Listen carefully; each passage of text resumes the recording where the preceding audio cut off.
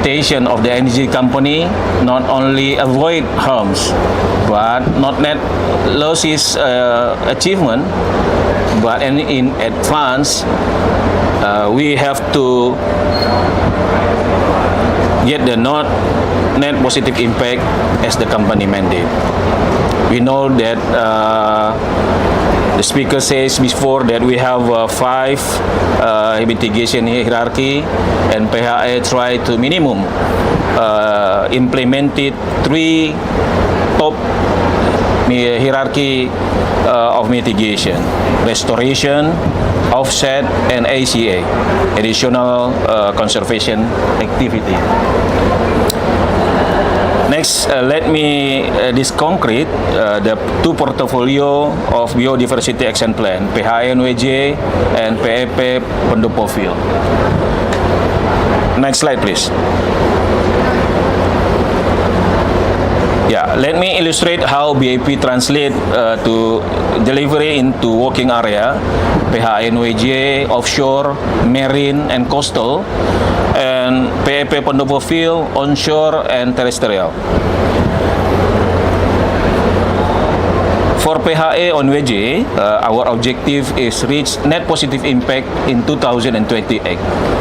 We model existing forecast versus forecast condition and focus on 4 high leverage program: North Coast Java mangrove restoration, the hierarchy we know the restoration and offset, transplantation coral reef and fish in Sendulang, hierarchy 4 offset, conservation effort of house-bill sea turtle, hierarchy ACA, additional conservation activity, and the last one, MIMI conservation program, is hierarchy ACA, additional conservation activity.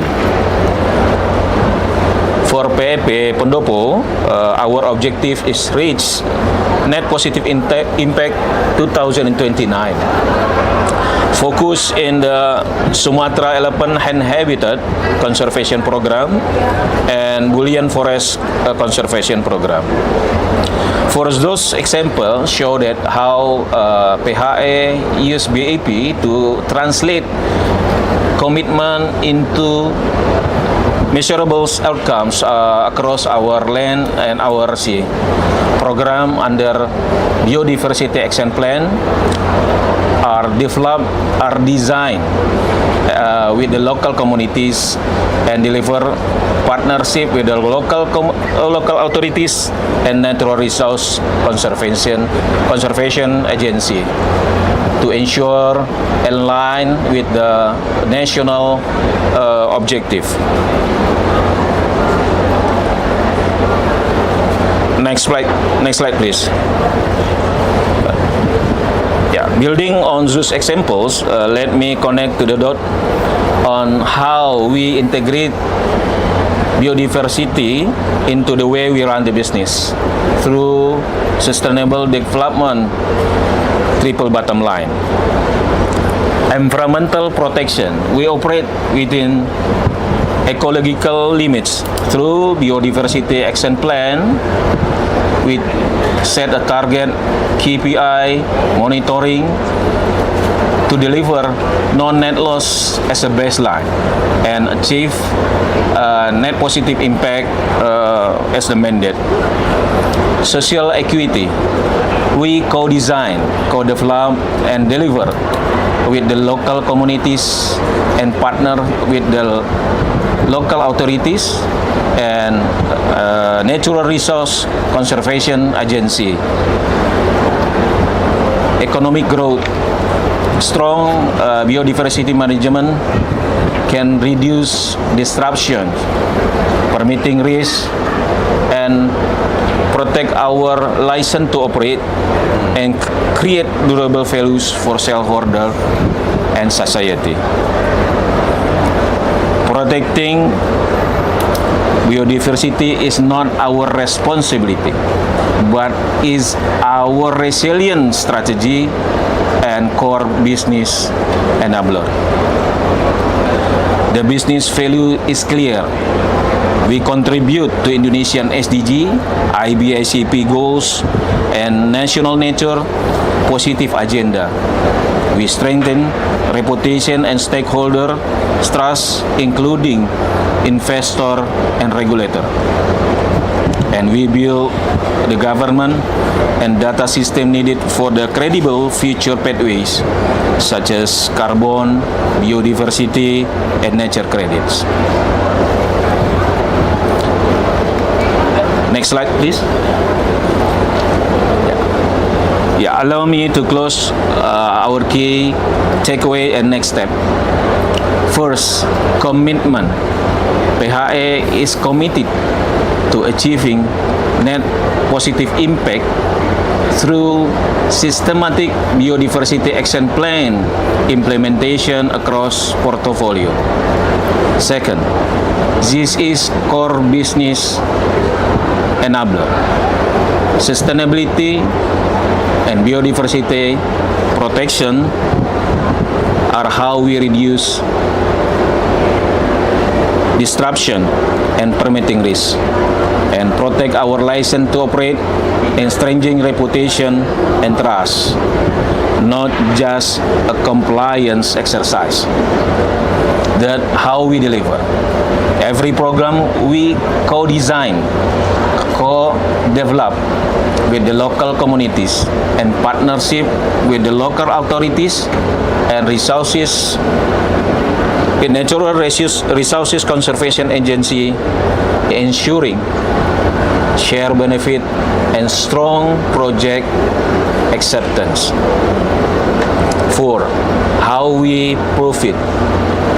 We track qualities progress with KPIs and disclose the result so impact is credible and transparent.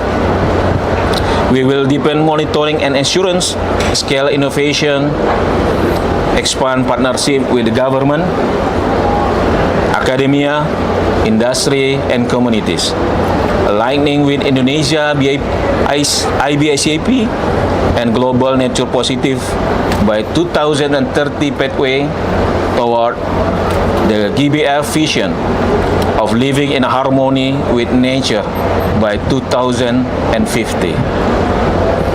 Our business thrive when the nature thrive. PHE is building legacy of energy that sustain both people and planet. We will embed net positive impact in every project and co-manage with the local communities and partnership with the local authorities and report transparently. So energy security and thriving ecosystem advance together. Thank you very much. Is my last slide. Thank you very much. Assalamualaikum warahmatullahi wabarakatuh. Waalaikumsalam warahmatullahi wabarakatuh. Thank you, Pak Aldo. If I might highlight your points that upstream activities of Pertamina Hulu Energy are carried out throughout Indonesia and it's a huge magnitude. Along with Indonesia richness of biodiversity, that it has to be conducted without compromising its richness of biodiversity.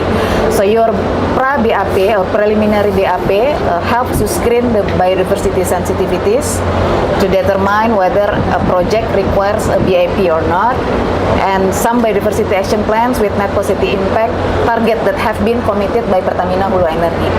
I think the methodology is also aligned with the methodology explained by IPK Artemis. Thank you. We'll come back to you with the discussion. And next, I'd like to invite Ibu Dina Nurul Fitria, who will share about mainstreaming nature into national energy policy. So the time is yours. Good afternoon, ladies and gentlemen, excellencies, distinguished delegates, colleagues, and partners. I'm Dina Nurul Fitria, members of the Board National Energy Council. Today, I would deliver my presentations in video tapping via Zoom. Due to yesterday force majeure that Blue Zone is closed for the investigation after fire fire situation. So my today presentation should be in mainstreaming nature into national energy policy. It is an hour to speak on behalf of Indonesia's National Energy Council, Dewan Energi Nasional, an institution mandated to ensure that our nation's energy policies are secure, sustainable, and aligned with the long-term well-being of our people. Today, I wish to share Indonesia's perspective on the energy transition and our commitment to biodiversity protection, energy security, economic resilience, and high-integrity climate cooperation under Article 6. Thanks to Mr. Nizi for the your keynote speech from Bapenas, and thanks to Pak Aldo and delegates for this session also, and thanks to parties such as like honorable speakers from international speakers and our colleagues from Indonesia. Mandate of the Energy Council, Dewan Energi Nasional, Indonesia is entrusted with shaping, harmonizing, overseeing of national energy policy and the national energy plan. Our responsibility is not only technical, it is profoundly also ethical. We must guarantee that every Indonesian household, every small business, every farmer, every fisherman, and every worker in the fossil fuel sector has access to reliable and affordable energy while we build a low emission resilient national energy system. Our president, Mr. Prabowo, His Excellency, mandated to uh, our national energy planning that we have to uh, make sure that achieve energy independence and national energy security, also fulfill Indonesia's commitment, thereby strengthen national climate resilience and support the advancement of economy. And regarding this national energy planning, our approach is grounded in science, economics, and social justice. We aim to balance national sovereignty, environmental protection, and the realities of a developing archipelagic nation. That's why in our government regulation number 40 2025 on national energy policy, the grand strategy in place with maximize new old and renewable energy and also minimize the use of fossil energy and for the energy transition to reach peak emissions by 2035 and also net zero emissions by 2060. Regarding this reference, so renewable energy mix targets should be 19% up to 23% by 2030 and 70% up to 72% by 2060. So there is a lot of investment and so funding needed to make sure the target is in place. So funding for energy, sector decarbonization, and energy resilience through national state budget, regional state budget, and other national and international sources coming through. So support for financing private entities and also compensation for state-owned enterprise that is mandated to Pertamina and also PLN in make sure the energy transition and energy resilience program in place. So preparation and improvement of human resources capacity in energy transition programs. And beside all above, the important things is in the international cooperation and diplomacy to strengthen Indonesia's energy leadership position. Energy transition should be maintained also for the biodiversity as a vital asset for the energy transition. Indonesia is one of the world's most biodiverse nations. Our forests, mangroves, peatlands, coastal ecosystems, and marine resources are not only national treasures, they are global climate stabilizers. Therefore, biodiversity is not an optional add-on to energy policy. It is an essential strategic foundation. As presentation mentioned, this one is such as like for wind and for the geothermal, we have the realizations targeted for ambitious targeted. This is 2,743 for geothermal and 1,052 for wind resources. That is the biodiversity side should be there. Protection is not optional add-on to energy policy. It is an essential strategic foundation. As we expand renewable energy, develop mineral-based industries, and modernize our grid, Indonesia is committed to avoiding trade-offs and would degrade high-value ecosystems. We are strengthening governance to ensure that land use decisions, licensing processes, and energy investment protect biodiversity, uphold community rights, and also minimize ecological fragmentation. We have also published and submitted the alignment of second NDC. So our National Energy Council uh, strive to align what is the second NDC targeted and also for the energy planning. So the nature-based solutions, forest protection, peatland restoration, coastal resilience are central pillars of our climate and energy pathway. In the LCCP low scenario or low national energy planning scenario and high national energy planning scenario, it shows that the level of GHG emissions in the energy sectors is still 129 million tons of CO2, where negative emissions from the forestry and land use sectors will be able to absorb to reach net zero emission in 2060 or sooner. The forestry sector has already not sink carbon in 2030. And that's why SIPO is current policy scenarios for CM1 of N.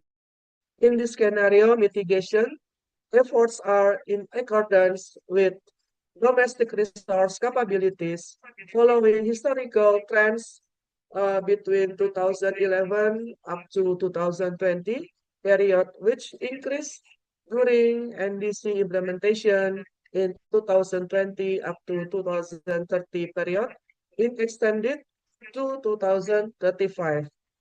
It is because our government targeted to aim with 8% economic growth.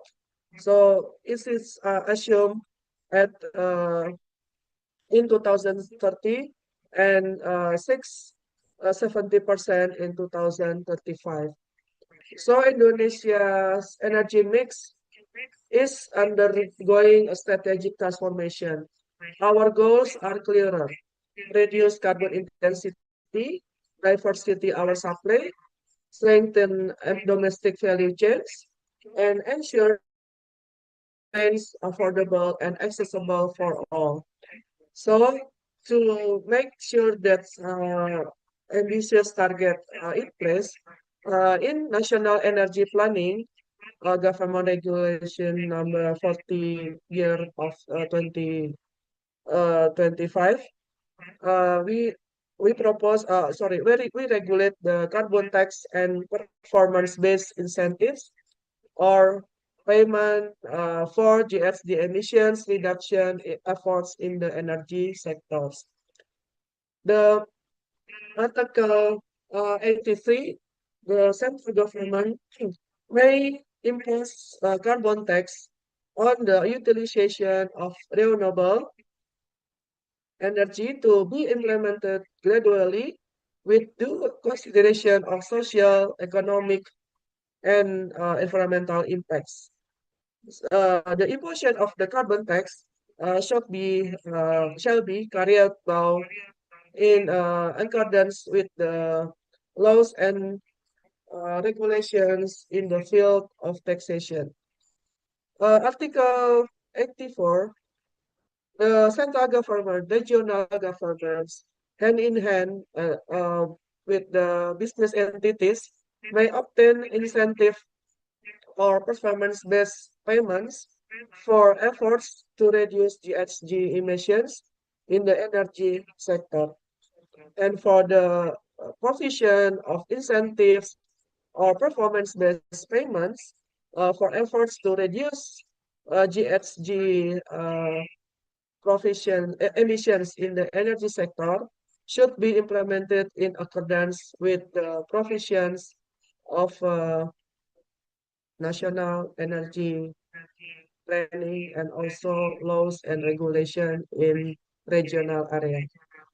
So regarding the collaboration in Article 6 implementation for the biodiversity impact, we here at the COP30, Indonesia proposed a framework for just and inclusive transition. As COP30 hosts promote the concept of solusi dialogue, so Indonesia sees strong alignment with our own vision. Balanced solutions emphasize equity, inclusion, indigenous leadership, and nature-based resilience. This principle resonate deeply with Indonesia's approach. So that's why we need the pentaholic approach. We propose just transition means strengthening community participation, ensuring fair benefit sharing from carbon finance and renewable energy investments, protecting forest, peatlands, and marine ecosystems, and ensuring that vulnerable groups, households, MSMEs, farmers, fishermen, and workers are protected during this transformation. So the collaboration should be in global wide also. The global south must work together to ensure that our transitions are not only low carbon, but also pro-poor, pro-nature, and pro-development. So we propose, Excellency, that energy transitions cannot succeed if it undermines national resilience. Indonesia approach clean energy not as a cost, but as investment in long-term security and prosperity. Indonesia optimized the utilization of energy and mineral resources as natural resources in a sustainable manner to make sure integrity in offsetting the remaining greenhouse gas emissions from the energy sector. So today in COP30, Indonesia stands ready to collaborate with global partners to mobilize finance, technology, and capacity building for genuine, measurable climate progress.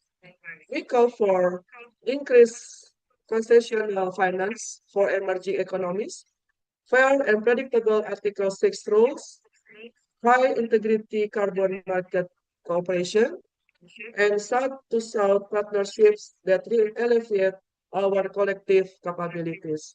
We believe that global climate solutions must not only reduce emissions, they must limit this, protect nature, and strengthen economic resilience. Excellencies, distinguished speakers, and participants.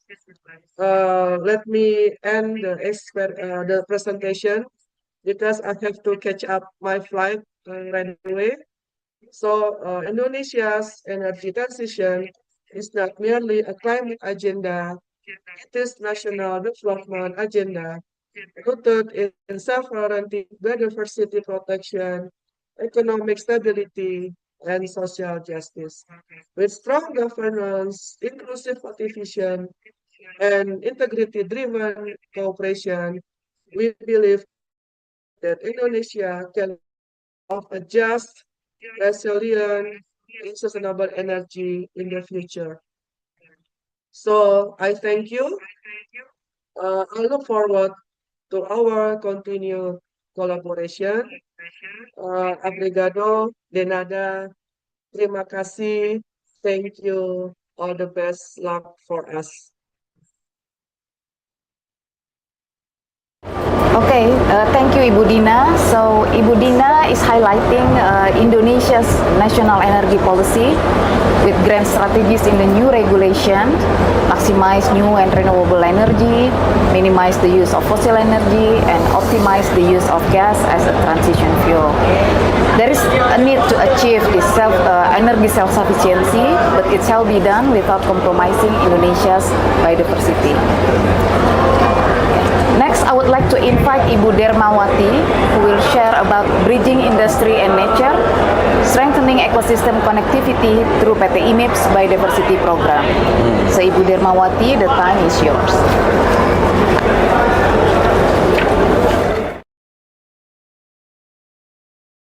It's an honor to be here in Beleng for COP30.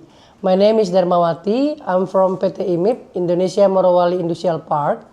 Today, I want to talk about how we are bridging the gap between heavy industry and nature. Our topic today is strengthening ecosystem connectivity through IMIP Biodiversity Program. We are bringing the story of Morowali, Indonesia to the heart of the Amazon to share our commitment to a sustainable future.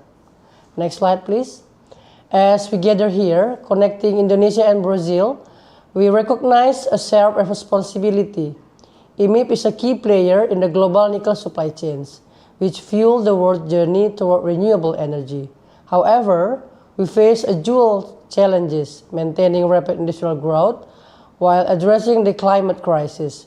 We do understand that development can lead to ecological fragmentation. That is why we have launched our Biodiversity Action Plan. These are not just policies, they are a science-based blueprint designed to protect critical habitat and endangered species within our operational footprint. Next slide, please. Our biodiversity management plan is strictly aligned with national legislation and international finance cooperation.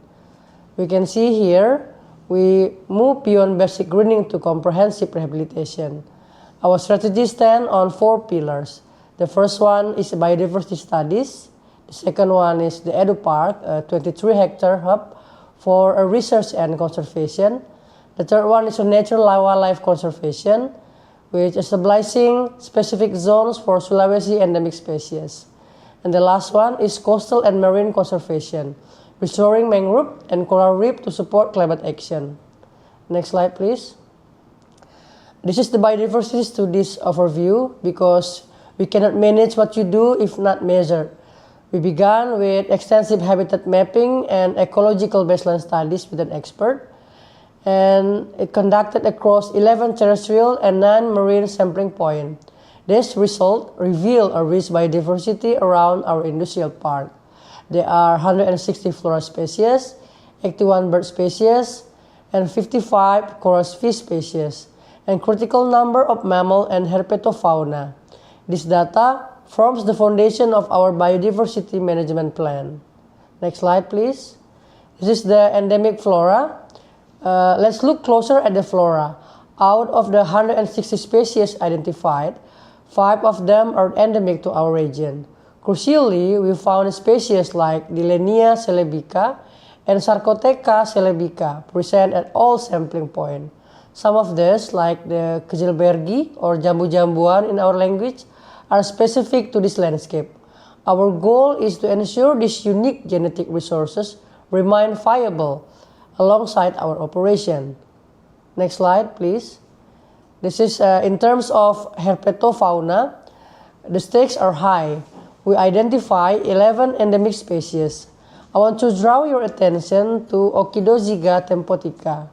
We found this species at one specific location and is classified as critically endangered. We also monitor Sophenomorphus tropidonotus. This finding drives the specific placement of our conservation zone. Next slide, please. This is the endemic bird. Our skies are equally diverse. Of 81 bird species, where 35 are endemic. Species like Dicaceum aurolimbatum or yellow-sided flowpecker are found across multiple sites.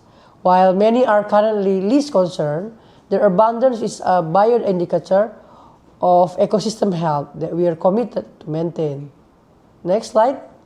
This slide highlights the most critical aspect of our terrestrial conservation. We host 10 endemic mammal species. We have recorded footprint of the anoa, which is endangered. We also host the Sulawesi tarsius and the macaca.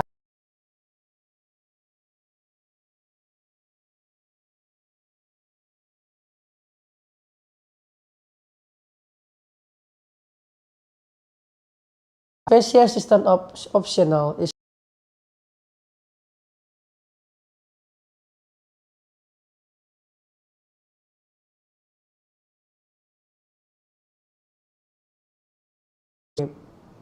Next slide, please.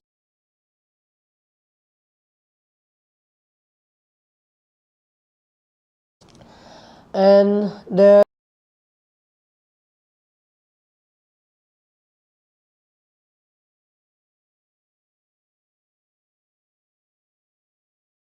an ongoing process.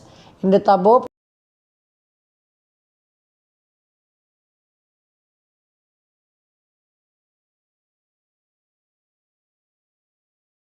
the forest area near IMIP, we practice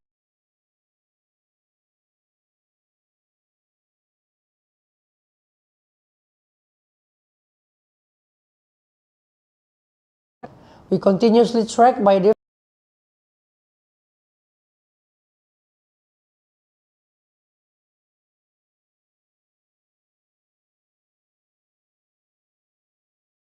monitoring 24 plants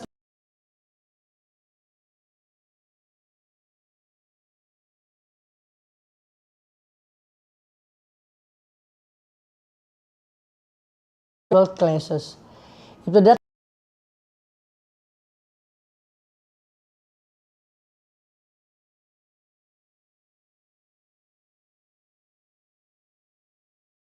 changes, we adjust our management strategy.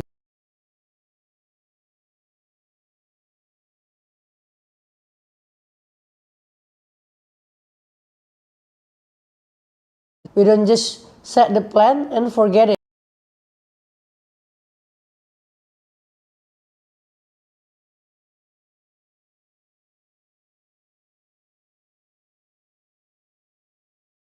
Data that we found in the field.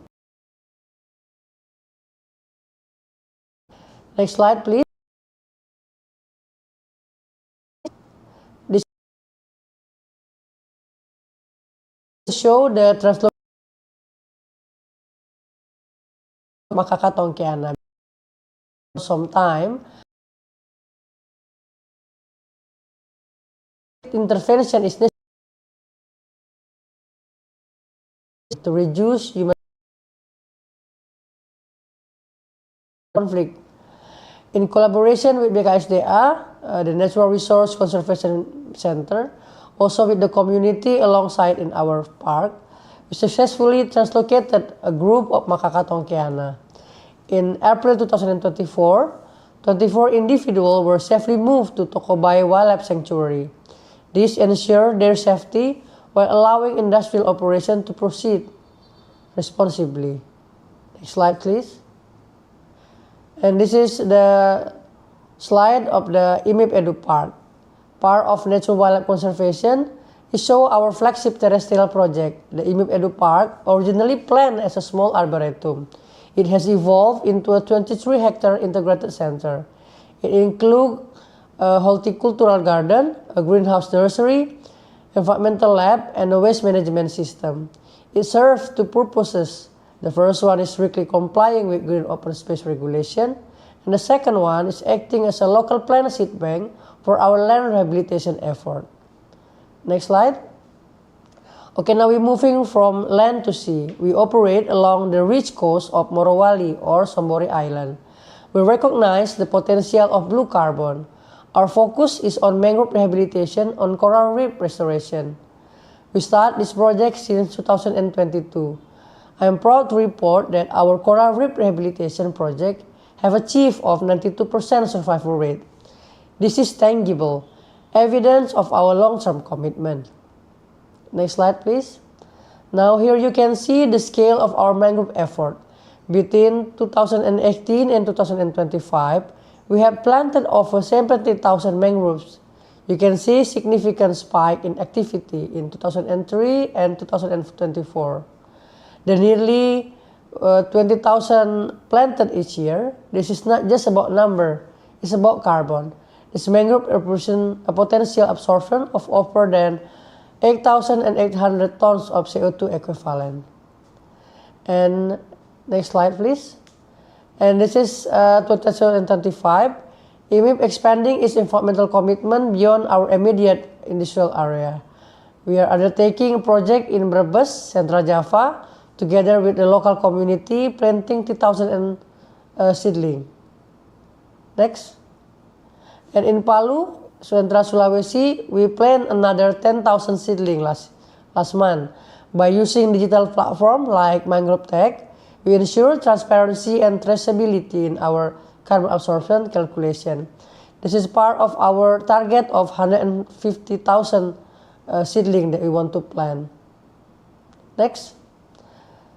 Now we're returning to the Sombori Island. Our coral restoration uses both table and rip star method.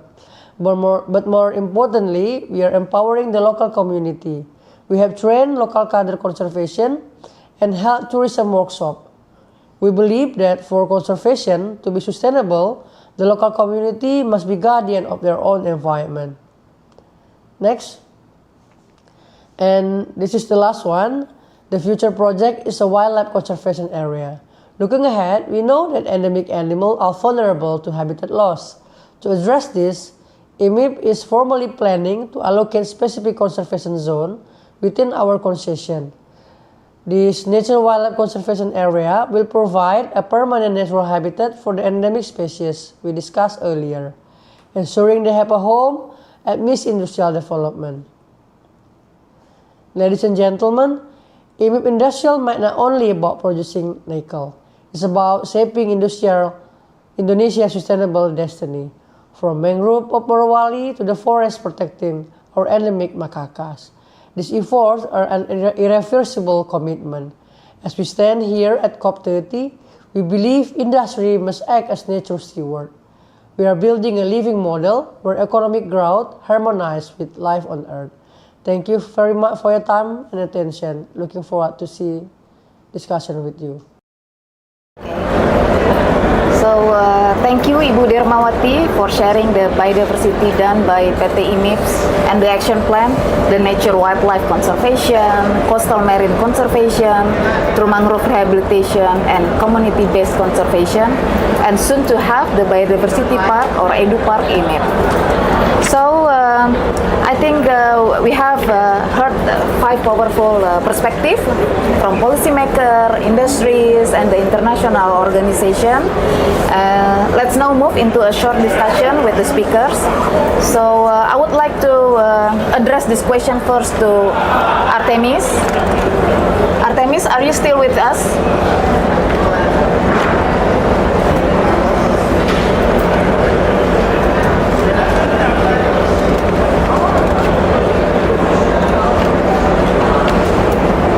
Hello?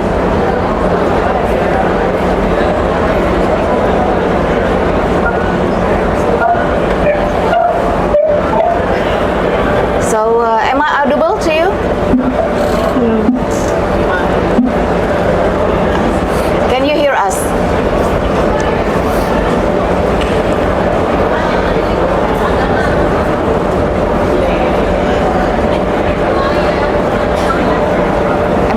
audible, Artemis?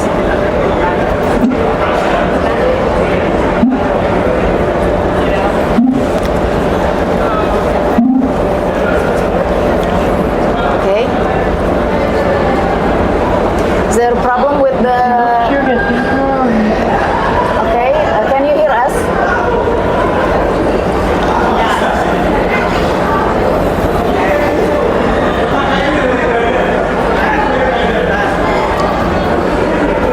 Okay. If it's still difficult, maybe I can... Okay. It's we have some difficulties with the online speakers, so I would love to ask this question first to Paldo then. Paldo, in your presentation you mentioned about the preliminary BAP, the six point to do the pre-BAP, and it's interesting that you also mentioned about the social, economic and cultural factor is being considered in the pre-BAP.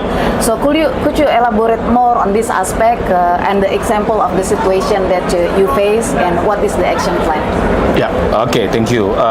In the pre-BIP stage, social, economy, and cultural factor is considered to assess, to ensuring that project planning not only about ecological sounds, but we protecting well-being and resilience local communities.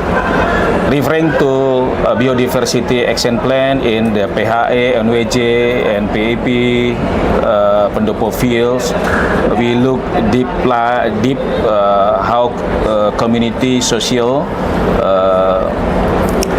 conditions are connected to the surrounding natural resources. For example, in PHE NWJ,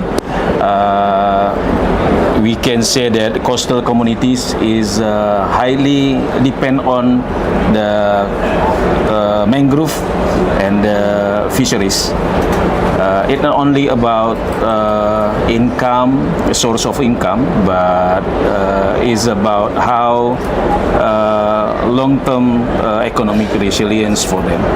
And the pendopo fields, we know that our activities interact with the movement corridor of Sumatran elephants and Burian forests are the function both critical habitat and then customary forests with deep social and cultural significance for the local communities. Our action is yearly transparent engagements, how we involve the communities and then the local institutions to ensure that implementation are proceed in line with the local communities' expected and interests. And the second one's that co-design conservation measures such as mangrove restoration that I have said before, elephant corridor protection, and collaborative management of the Burian forest to that ecological benefits are achieved parallelly with social and economic benefit for the local communities. And the third adjusting project designed to strengthen local livelihood is prevent to potential conflict and enhance long-term acceptance of conservation program. So by grounding our conservation activities in the prevailing social, economic, and cultural realities, our pathway toward net positive income become more robust. So this is how durable outcomes are created, delivering benefit for people and planet then at the same time. Okay, thank you, Pak. So it is is important to assess not only the ecological value, yeah. Correct. Because biodiversity actually related to the social economy. If we maintain the biodiversity risk, It means we maintain also the social economy of the local communities. And the cultural factor, it is interesting, yeah. So it is also related to local community, and it can avoid potential conflict, something like that, yeah. Okay, thank you, Pak Aldo. And next, I would like to ask Pak Nizar. Pak Nizar, thanks for staying with us, Pak. So, Pak Nizar, based on your point of view, how can partnership, so between government that strive to achieve the energy self-sufficiency and the industries and the international organization accelerate the biodiversity outcomes? What actually is the expectation from the government? Over to you. Yes, thank you. So, when we talk partnership, it can be accelerating the biodiversity outcome. If we, in the sustainability issue, we always have that we have a different but common but differentiated responsibilities between the government, the companies, and also with the international organizations. But when it comes to capabilities, the capabilities are also different, but it is complementary. For the government will set provide the direction and also the enabling policies, while the private sector will brings the investment, technology, and also how to influence the operation more green. And also the international organizations will provide us the science, the standard, and also the global best practices. And when these three align, the biodiversity effort that we want to conserve and also to speed up the sustainable use of biodiversity will become more faster, more scalable, and also measurable. And in Indonesia, this collaboration is especially critical for sectors like Pertamina, oil and gas company, because the operations is near the high value ecosystems. So the strong biodiversity action plans, also the consistent application of mitigations, and also transparent in reporting, and also increasing the nature positive investment will be essential for these efforts. And as a government, we expect that the companies will continue to integrating the biodiversity as the core of the decision making and also in operations. While we at the government side, we are also improving the policy, certainty, national planning, and also access to nature financing. And together, I think this partnership will deliver the real biodiversity gains and supporting Indonesia to paving our pathway to the sustainability and also resilience economy. Thank you, Pak. And that's interesting. So I would come back to Pak Aldo. In response to this, Pak, so how does that align with what you see in the field to answer the expectation from the government? Yeah, as they mentioned, the government's perspective, the mandate for the Pertamina is not only about how we safeguard the national energy security, but also accelerating positive income for the biodiversity. As my presentation has said that the global biodiversity framework expected to the energy company not only avoid harms, but also to deliver the measurables net positive outcomes. So, for example, in the PHA, we have delivered in the translate to the systematic practice. What I said that we implemented the pre-assessment biodiversity action plan for the PHA, ONWJ, and the PP Pendopo fields. So it can be done aligned with the expectation from the government. Yes. Okay, thank you. I think we have a limited time, so the time is up. So we've heard some truly valuable insight today from the regulatory frameworks, the global challenge, and the strategic importance of biodiversity in business to the practical steps. Before we finish, I would like to take the key takeaway from this panel discussions. So, related to the energy self-sufficiency, yes, we need to achieve this, but without compromising Indonesia's biodiversity. Industries have the commitment to fulfill the expectation from the government in respect to the richness of biodiversity through BAP.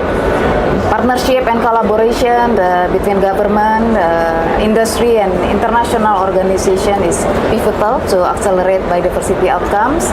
And biodiversity is not just protecting nature. It's about ensuring the long-term sustainability and resilience of our company and our communities. So I'd like to thank to our keynotes and speaker, Pak Nizar, Ibu Dina, Pak Aldo, Ibu Dermawati, Artemi for the thoughtful contribution and your engagement to the questions. So let's continue to take actions because a sustainable business is one that thrives alongside nature, not apart from it. So thank you everyone. Please give our panelists a warm applause. Thank you, Pak. Okay, congratulations to the Pertamina for flexing the mitigation effort on biodiversity, not to focus only to avoid or minimize the biodiversity loss, but also compensate, restore, and add more conservation actions. And also when building the bulk, also engage, co-design it, as you said, with communities.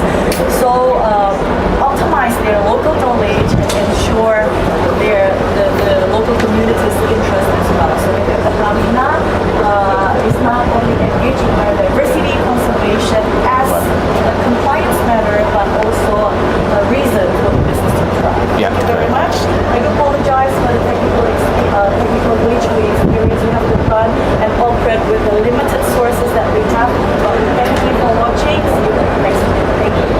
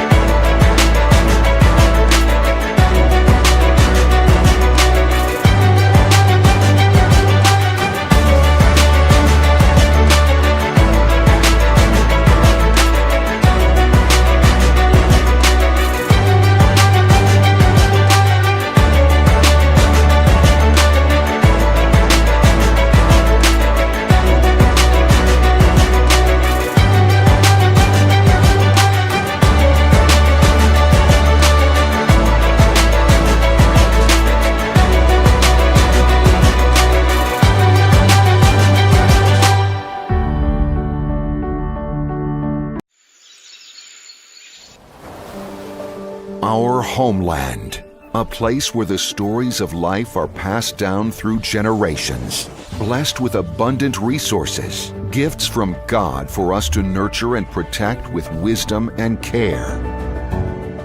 Here, our journey begins, a dream for our nation.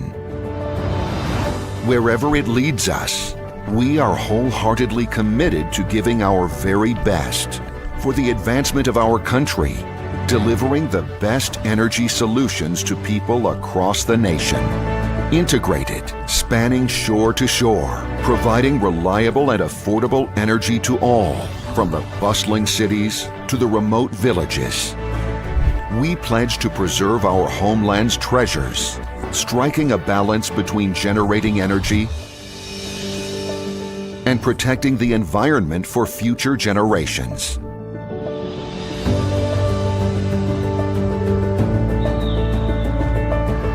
As advocates and agents of change, we are dedicated to empowering communities inclusively, creating values and delivering tangible benefits to society. With a bold vision, we take a leap forward into a new chapter, anchored in transparency, innovation, and integrity. We stand united in our purpose. PT Adaro Andalan Indonesia Tbk. With unwavering commitment, responsibility, and dedication, we present energy for a better future.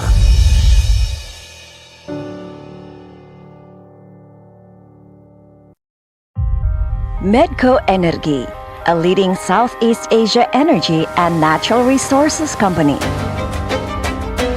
In the oil and gas business, we are a cost leader, operating fields producing over 300 million barrels of oil equivalent per day, of which 70% is gas production. In the power business, we generate more than 4,000 gigawatt hour per year. Cleaner energy is our way to move forward, and with our power business, we aim to support the transition towards low-carbon energy, championing geothermal resources and the power of the sun. Through the copper and gold mining business, we contribute to the energy electrification, supporting the climate change agenda. Medco Energy remains committed to sustainable growth and the well-being of future generations for many years to come.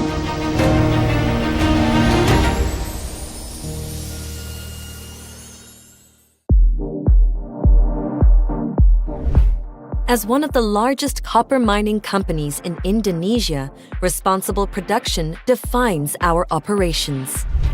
Aman holds the concession of world-class copper-gold resources and the Future Ilang project, which has one of the world's largest known undeveloped ore bodies.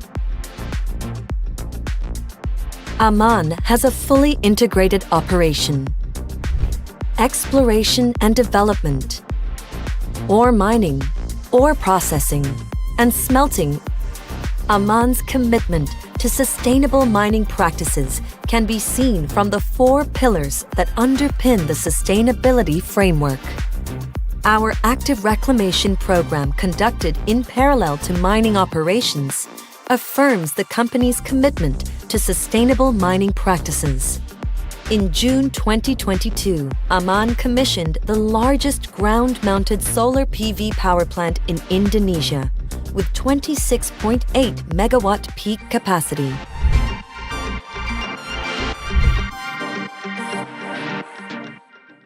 Did you know that blue carbon ecosystems like seagrasses absorb carbon dioxide up to 35 times faster than trees?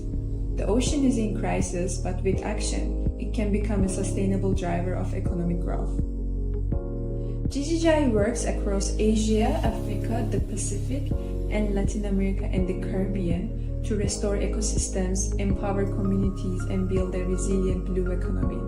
GGI's work is guided by 3 pillars that shape our global approach. Pillar 1 is resilient blue bioeconomy. Pillar 2 is marine industries and low carbon transport. Pillar 3 is blue carbon and sustainable finance. which we unlock climate finance through blue carbon markets, blue bonds, and debt for nature swaps to support long-term coastal resilience.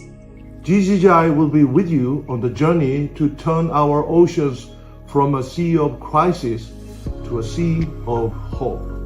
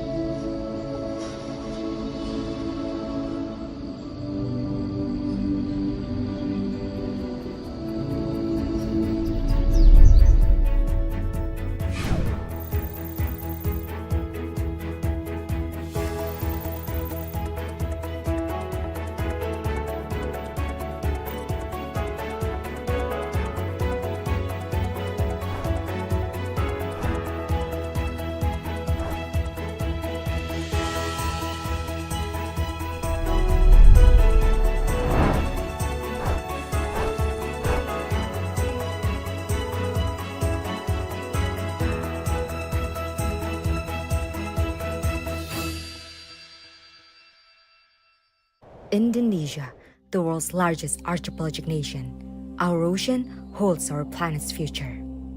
But today, it is under threat due to the impact of climate change. It is also our greatest climate ally, so we believe amplifying the ocean climate nexus is essential. Indonesia Ocean Justice Initiative is a think tank committed to ensuring justice for the ocean and for those who depend on it. We support Indonesia through several strategic programs.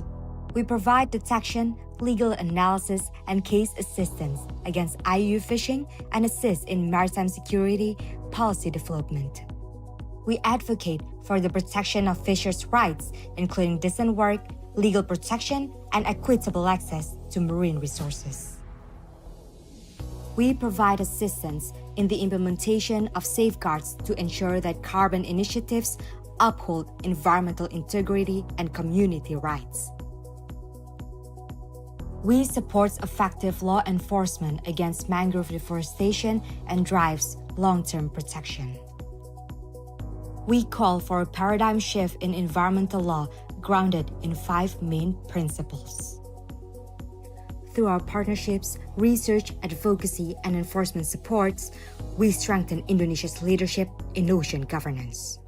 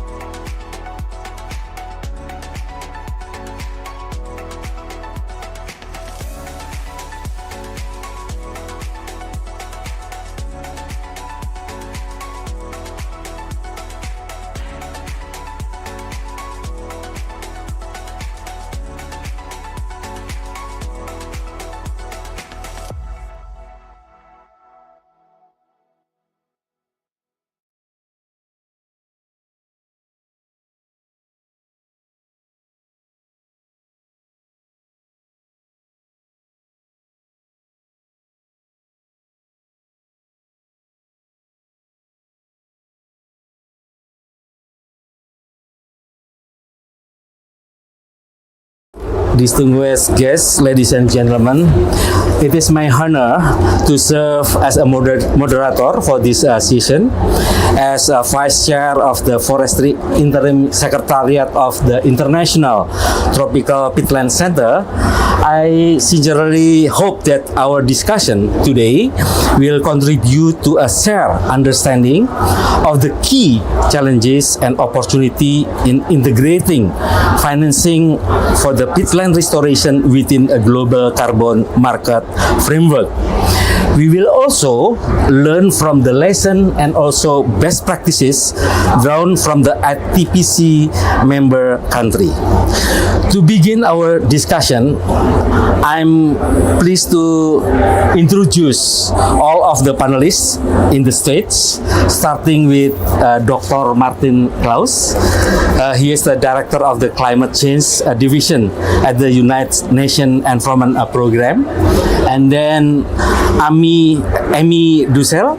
She is the Senior Forest Officer, Head of Forest and Climate Division in FAO. And also Professor Simon Lewis. He is a Head of Congo Peat Project. Professor Mitsuru Osaki, expert from the Japan, JICA, and also President of the Japan Peatland Society. Last but not least, Dr. Franziska Tanneberger, the Director of the Griswold Meyer Center, Germany. And we have one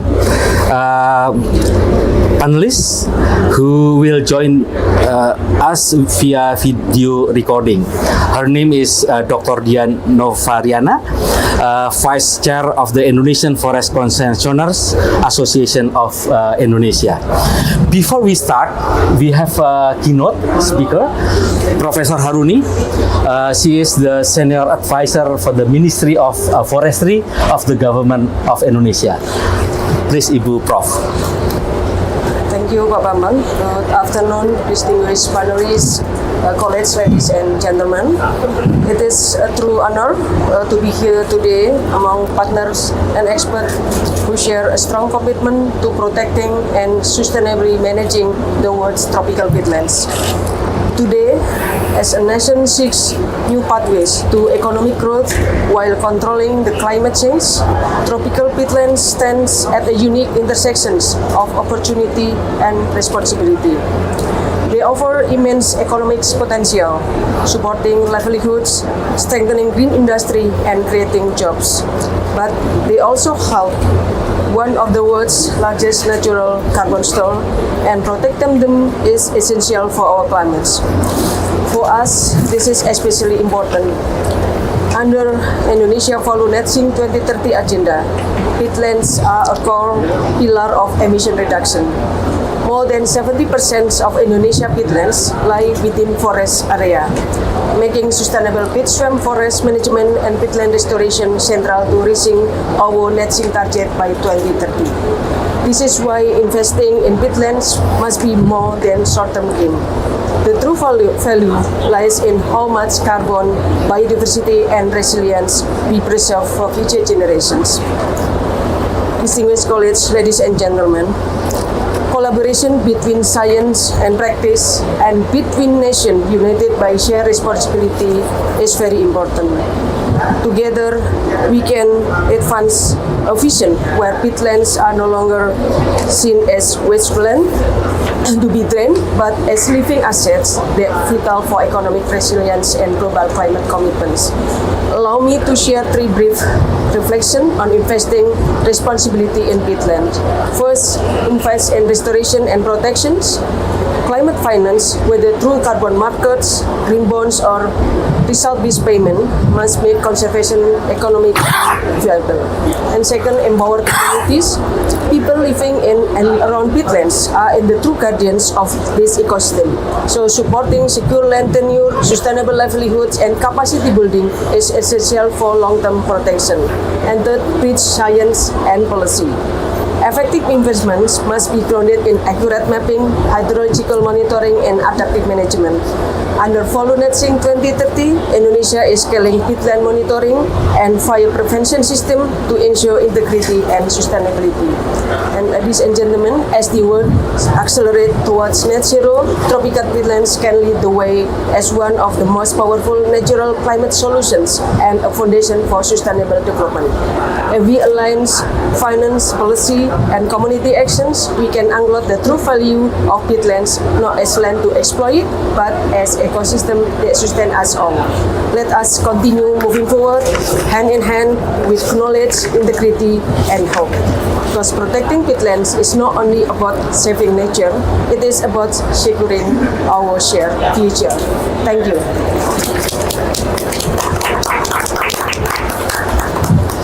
Okay, thank you, Prof. Haruni. Let me brief the outline, the format for the today discussion. Each panelist have only 5 minutes to talk and also use presentation. For the presentation, maximum for 7 minutes. And followed by question from the moderator, only one question. Then I will make a summarize of this discussion. Then the discussion will be ended. So let me start for the first presentation. Dr. Martin Klaus, the Director of the Climate Change Division at the UNEP, to share his insight on South-South cooperation in advancing climate diplomacy and supporting peatland management. The floor is yours. Thank you very much, and very happy to be part of this panel and this discussion. And I'm also happy that here at the COP30 we are actually talking about peatlands. We are not at the biodiversity COP, we are at the climate COP, but we are talking about peatlands, and that I believe is very important. Why?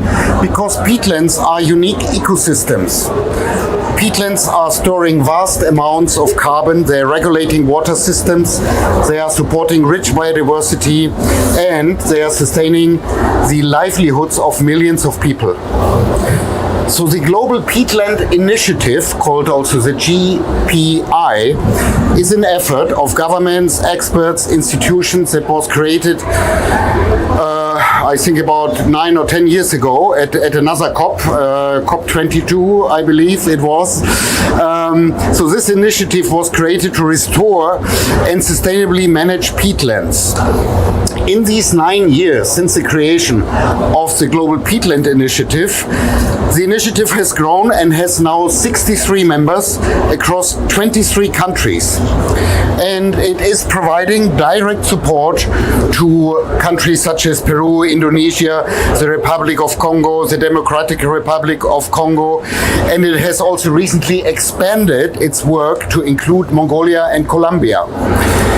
The initiative is working in 4 priority areas, and that is number 1, science, mapping and assessment, number 2, knowledge sharing and capacity building, number 3 is policy and advocacy, and number 4 is the implementation of specific actions at the country level. So I will very quickly say something about 2 of those areas.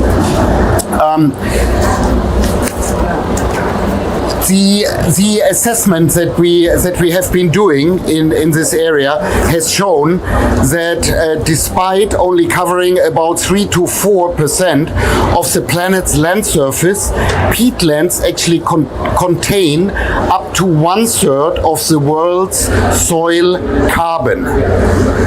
That's a lot if you think about it, for that small surface to contain 1/3 of the world's soil carbon. We also have found that 50 million hectares of peatlands are already drained and degraded.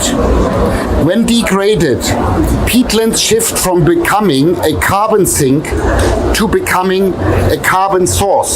So they are being reversed in the global system on how carbon is emitted and how it is being absorbed.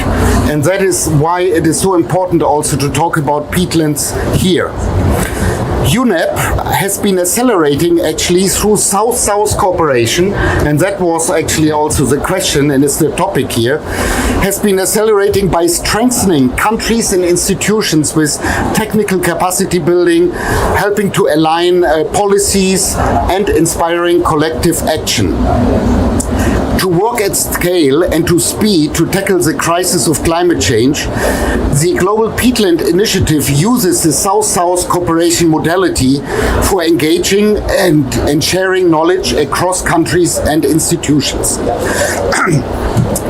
We also appreciate that Indonesia is continuing to share their own experience of peatland management, and Indonesia's collaboration with the Global Peatland Initiative, including its leadership in establishing and strengthening the International Tropical Peatland Center, the ITPC, is very valued and very welcomed. I will say now, just to conclude, a few words about another important aspect of our discussion here, and that is financing and sustainable financing. Amongst other work that is needed, UNEP and the Global Peatland Initiative have supported the development of key economic and finance knowledge products, and those have been published also in, for example, the Economics of Peatland report, or another UNEP flagship report called the State of Finance for Nature report. Indonesia actually has strong examples of using blended finance in a number of peatland projects.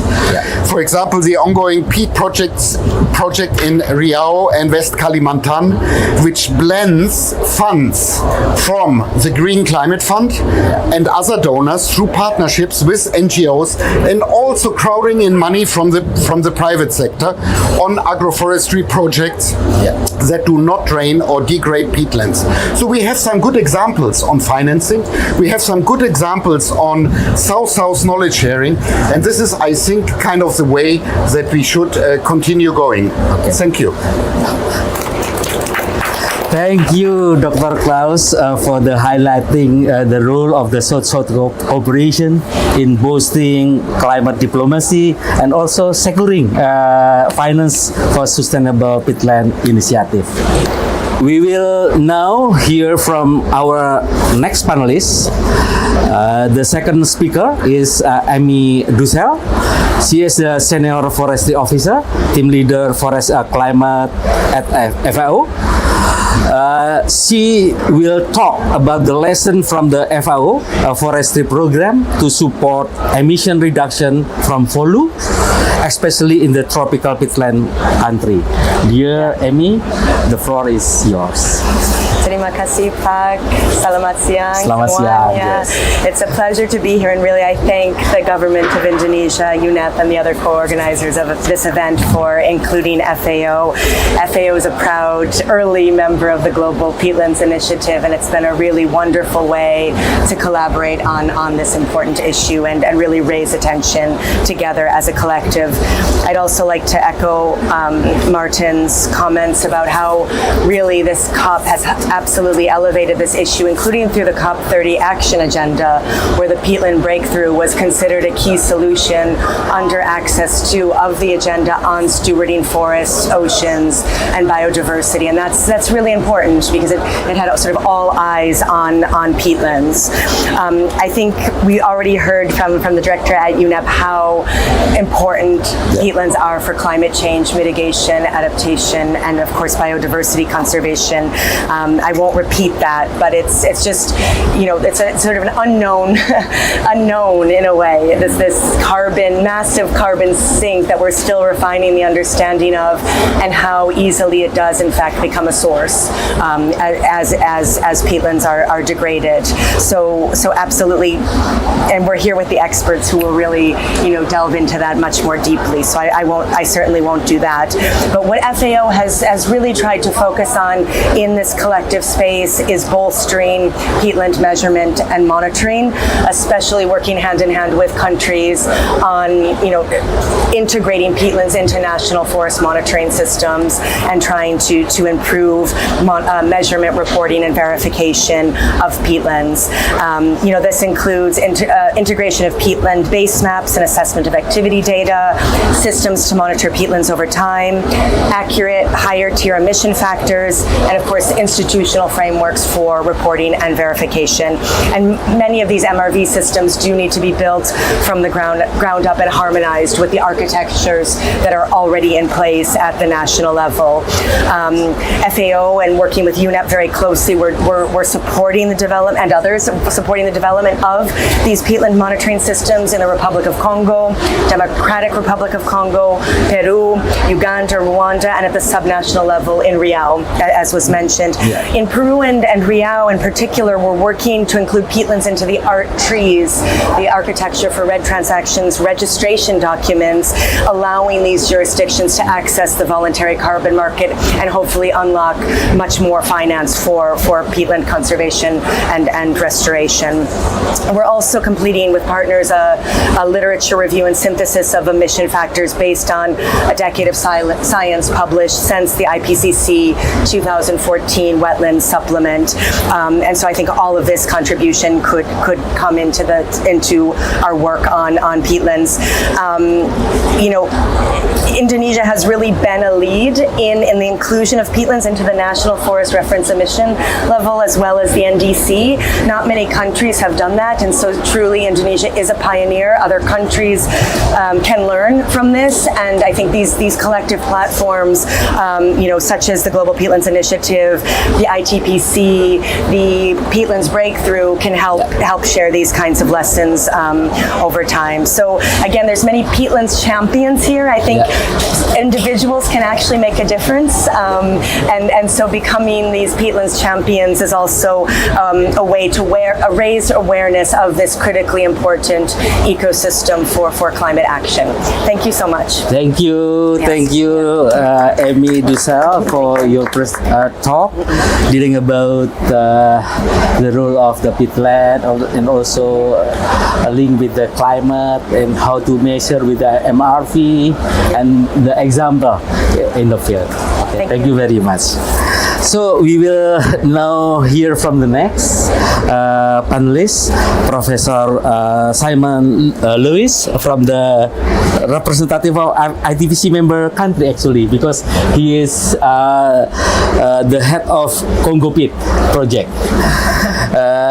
He also professor from Leeds University, United Kingdom, and he will explain about pathway for the ITPC member country in global carbon market. So, dear Professor Lewis, the time is yours. Thank you. Thank you very much for the opportunity to speak. We have the first slide. So I'm going to talk about the Central Congo peatlands. The next slide.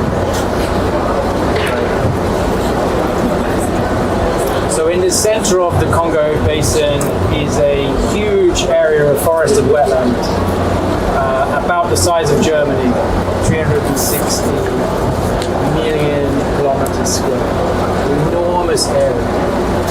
And about 12 years ago or so, I had some thoughts that perhaps some areas of this wetland, because it's waterlogged all the time, and there's very low nutrients there, perhaps it's peat forming. Next slide. And we went into the Republic of Congo because this area of wetland is on either side of the Congo River, so it's partly in the Republic of Congo and partly in the Democratic Republic of Congo. And when we walk far from the rivers, this is the kind of forest that we see that's not that dissimilar from the peat swamp forests in Indonesia. Structurally quite similar. Next. And then we also also see these palm-rich forests with palms reaching the canopy and essentially displacing trees. So we have these two broad vegetation types. Next slide. And underneath each of them, when we walk very far from the nearest access point, the rivers, then we found peat, up to 6 meters deep. And then we could use this relationship between the vegetation and where there is peat, and where there's vegetation and when there's no peat, to use satellite data, remote sensing, to try and understand how big an area this peatland there is. Next slide.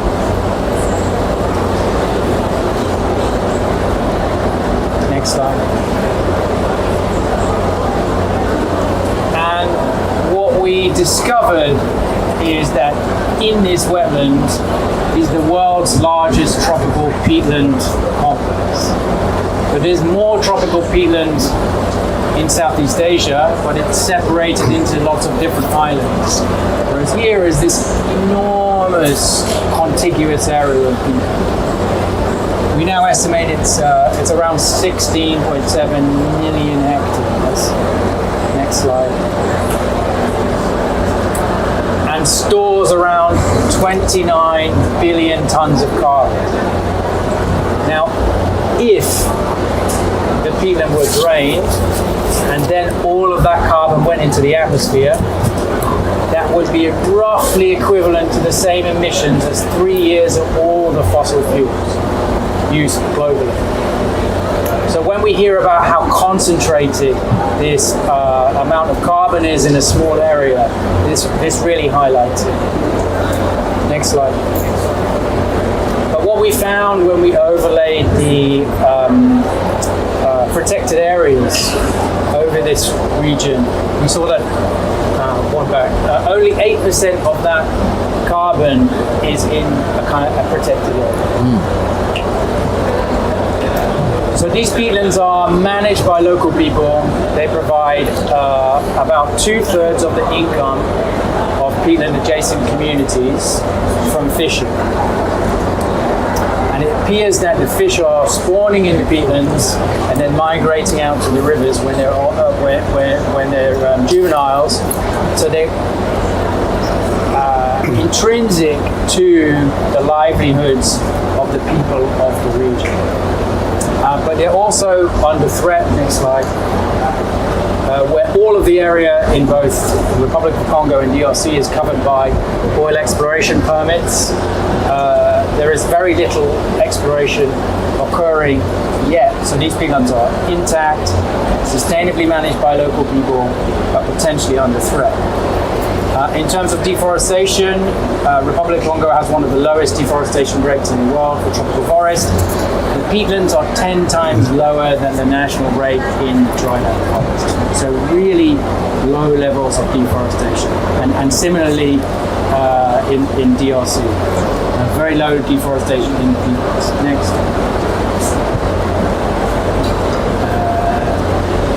Unlike in Indonesia, there is not much pressure from oil palm plantations.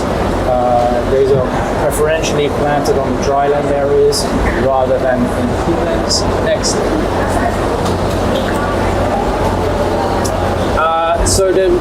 We've had a project over the last 2 years where we've been interviewing all of the stakeholders involved in the peatlands, different branches of government, private sector, local communities, indigenous peoples, NGOs, both wildlife protection, international, those focused around indigenous people and their rights, local communities and their rights, and workshops to try and understand if there is consensus or agreement on what should happen to these peatlands going forward. And there's a striking agreement across all of these sectors that the peatlands should be protected, but the local livelihoods of the people should also be protected. And the local communities and the governments require income. And the question is where is this income going to come from to protect this incredibly valuable resource? And I think blended finance is one option. But here at COP30, Brazil announced the Tropical Forest Forever facility. And our analysis shows that the cost of protection is lower than $4 a hectare that the government could get from the TFFF. So in an area where there's very little deforestation and degradation to reduce, and therefore not much opportunity in terms of carbon markets, this provides a potentially viable alternative to do what the government needs, which is to generate revenue, and what the local communities need, which is investment so that they have better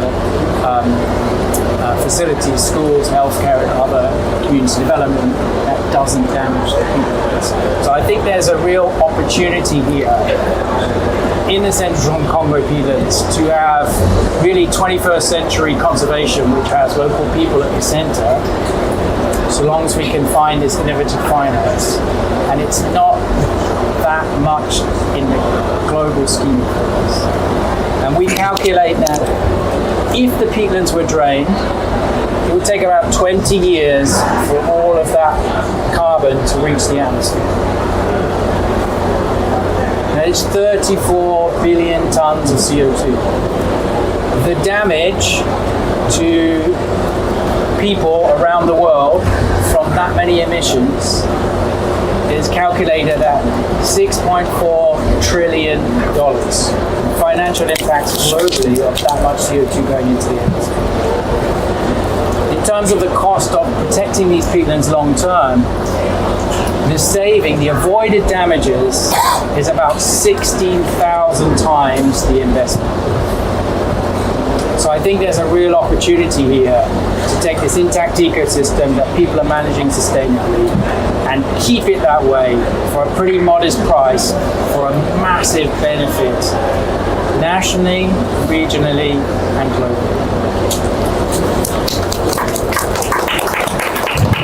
Thank you, Professor Louis, for sharing your insight on how your project, Congo Pit project, to provide data and information on pit in Congo, biodiversity, and also the status of the peatland managed by the community, and how the participation from the community become the subject of the implementation of the peatland. And also the most important thing is I saw that the data of pit carbon map already available over there, and the potential use of financial mechanism of blended system. Okay, thank you very much. So we are going to our fourth panelist. Let us welcome Professor Mitsuru Osaki. He is an expert of the JICA and president of Japan Peatland Society. In today's session, Professor Osaki will share his recent research on the Tier 3 MRV model and its contribution to carbon accounting for the nationally determined contribution. Dear Professor Osaki, time is yours. Thank you, Bambam. So next slide. Next one. Okay, so just I want to talk about the Tier 3 MRV. So next one. Next.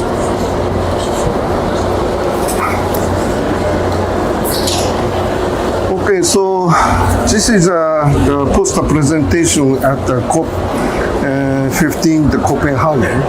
We proposed the MRV system. And so we established the towers and ground truth monitoring systems, and we calculate the CO2 emission. And so we surprised at this time just rough calculation, but CO2 emission is almost similar amount of the Japanese the CO2 emission rate. So why that was very shock the peatland is now so the change to the CO2 emission the field. So while we try to monitoring system and the evaluation system. And so in this time, the COP the 15, this COP 15 accord recommended establish MRV system, the monitoring by satellite and ground truth. And already we are doing the system establishment. So why we continue to the evaluation of the CO2 emission. Next one. So this is a ground truth monitoring system, and so next one.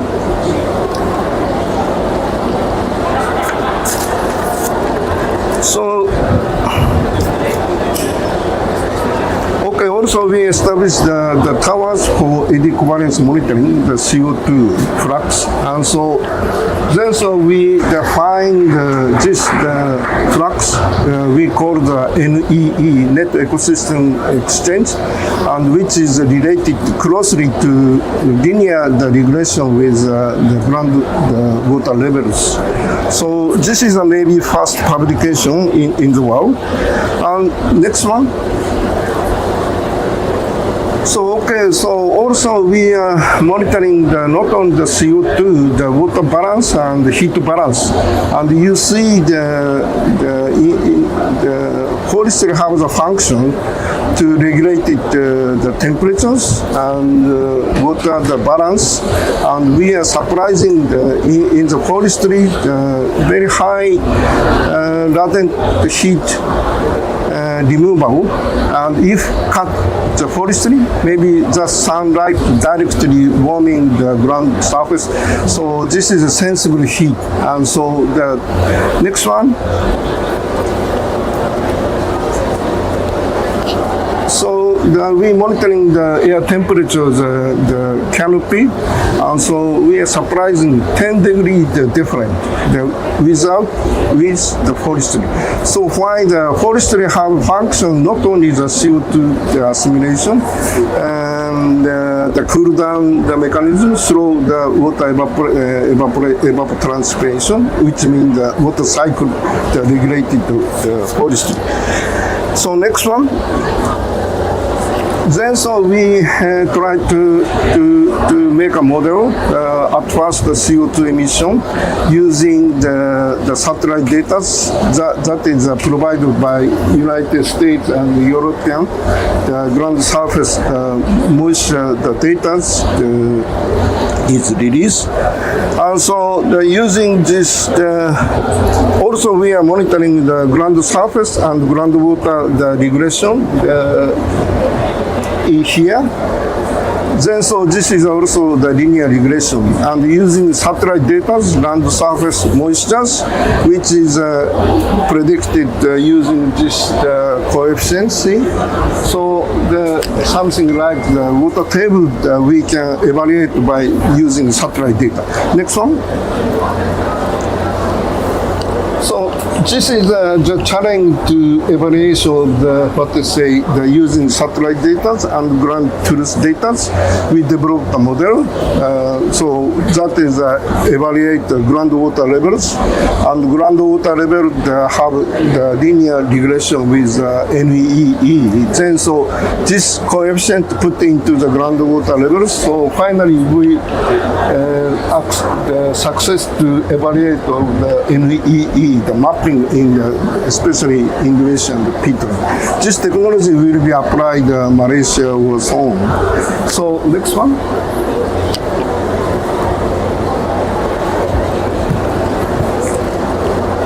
So this model now we are endorsed into the supercomputer in the brain, and so now just preparing, but maybe quickly we try to what to say provide the data, and so maybe not only the Indonesia, maybe you can access the computer data, and you can evaluate of the CO2 emission from the peatland.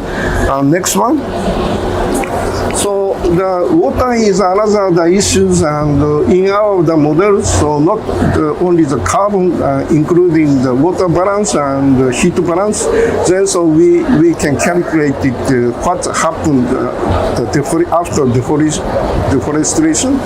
Maybe land come to the dry and water balance is decreasing. So next one. Okay, thank you very much. So our model is not only the carbon, water and the heat balance now including. Okay, thank you, Professor Osaki. Your presentation on the new MRV model is very insightful and highlight how it can support accurate carbon accounting for the NDC and also strengthen carbon market mechanism. Distinguished guests, ladies and gentlemen, our next panelist is Dr. Franziska Tannerberger, Director of the Greifswald Meyer Center, Germany.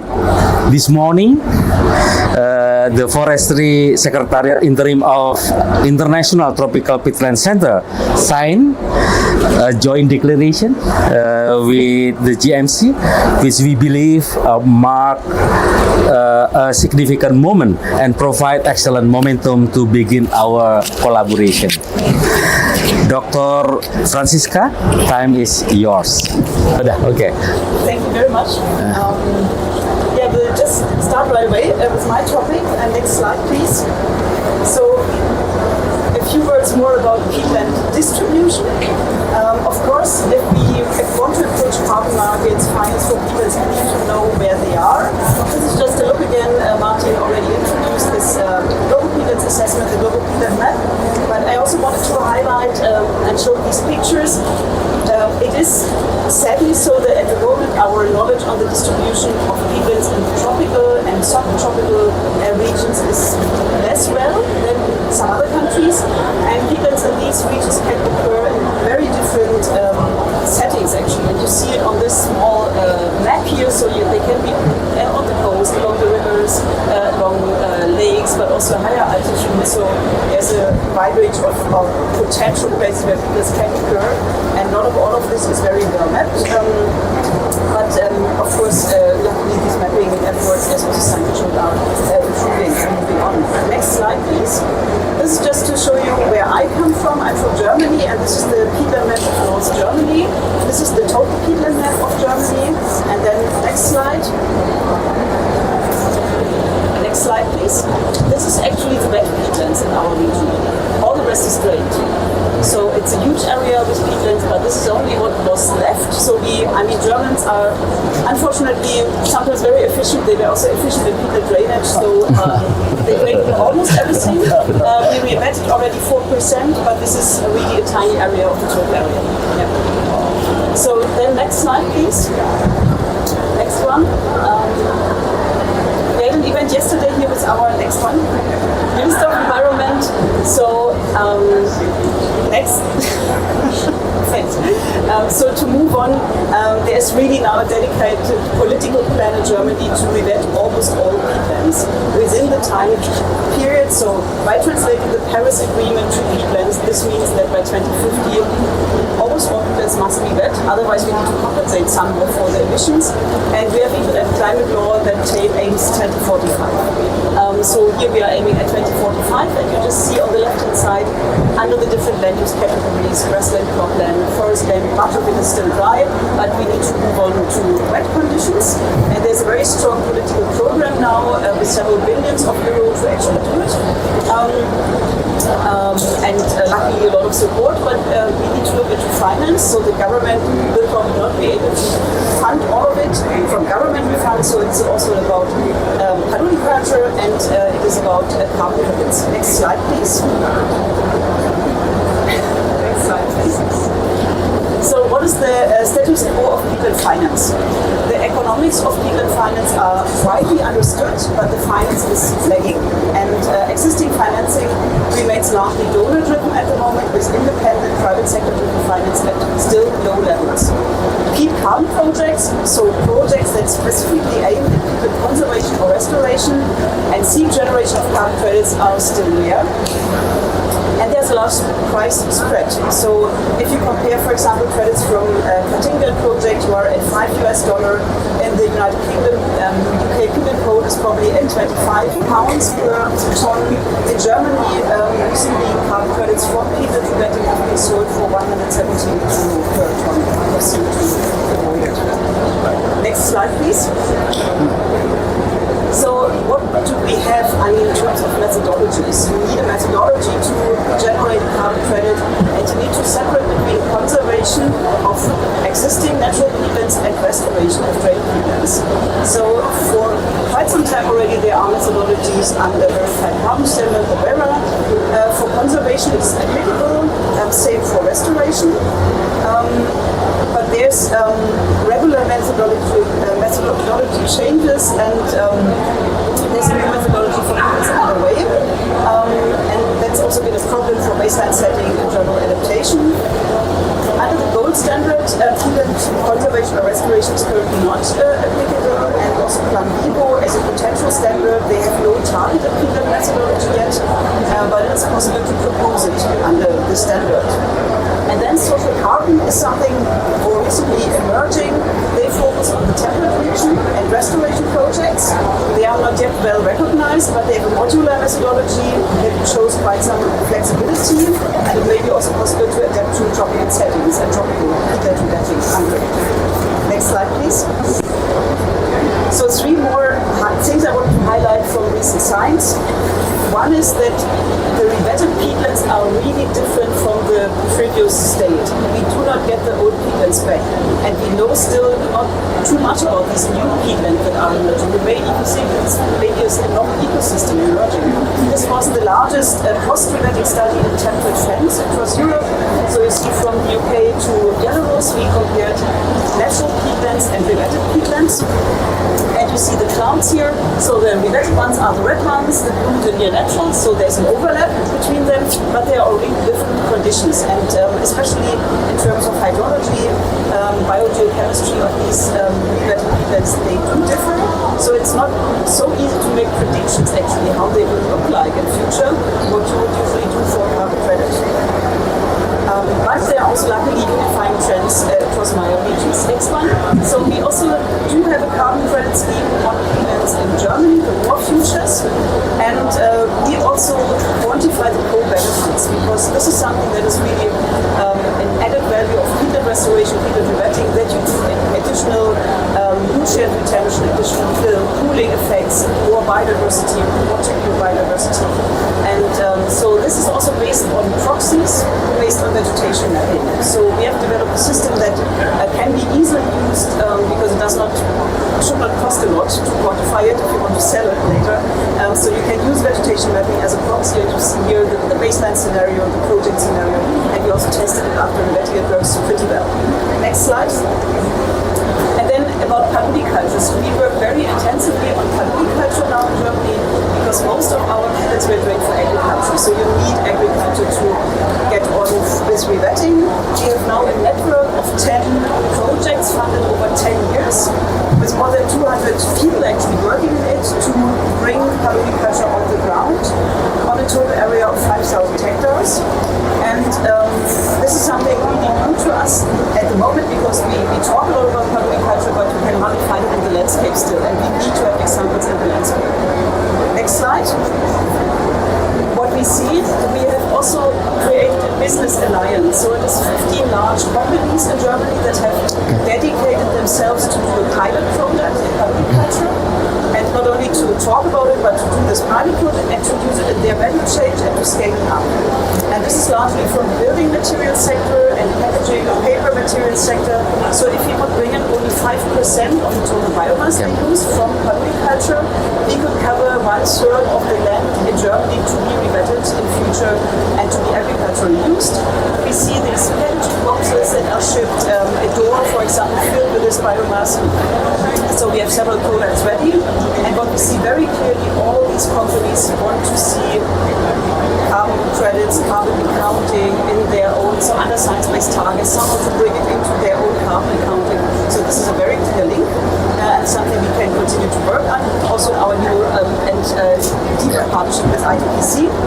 And the last last slide is simply to remind ourselves again that we had the Peter Breakthrough P-Lounge this week on Monday, and it's also a great opportunity to foster our work and create new alliances towards better financing of peatland restoration.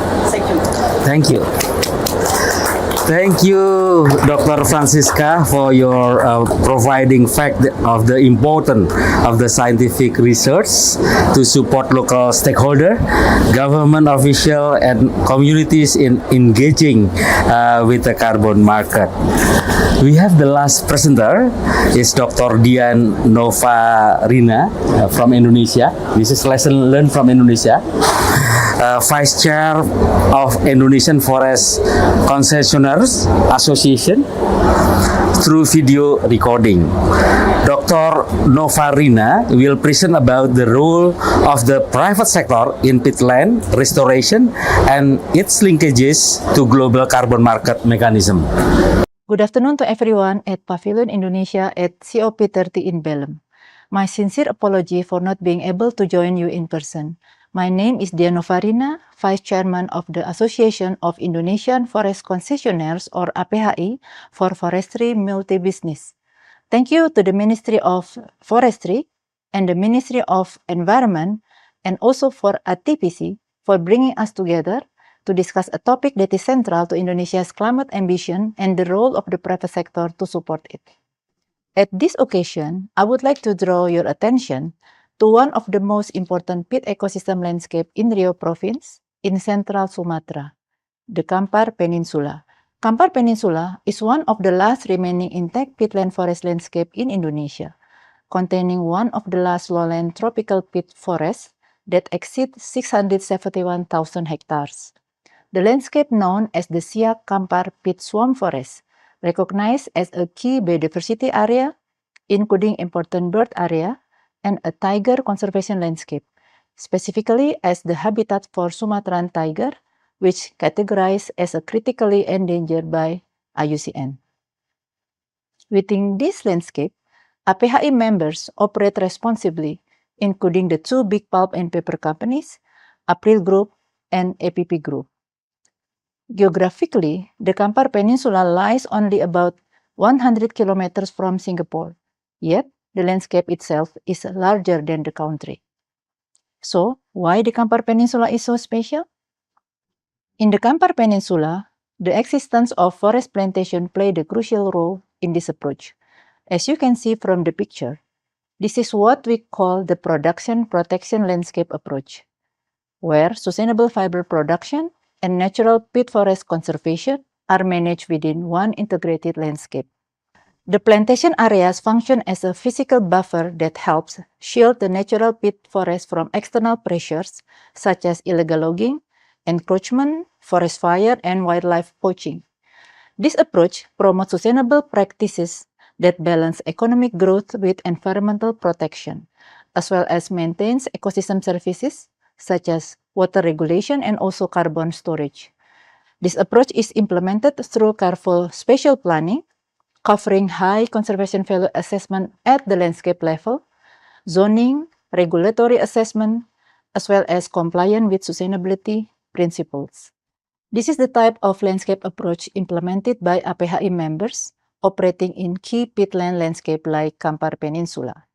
In this landscape, the production protection approach directly contributes to several elements of Indonesia's Follow Net Sink 2030, including forest plantation development, sustainable forest management, biodiversity conservation, and peat restoration and hydrological protection, reduction of forest deforestation and degradation in peatlands.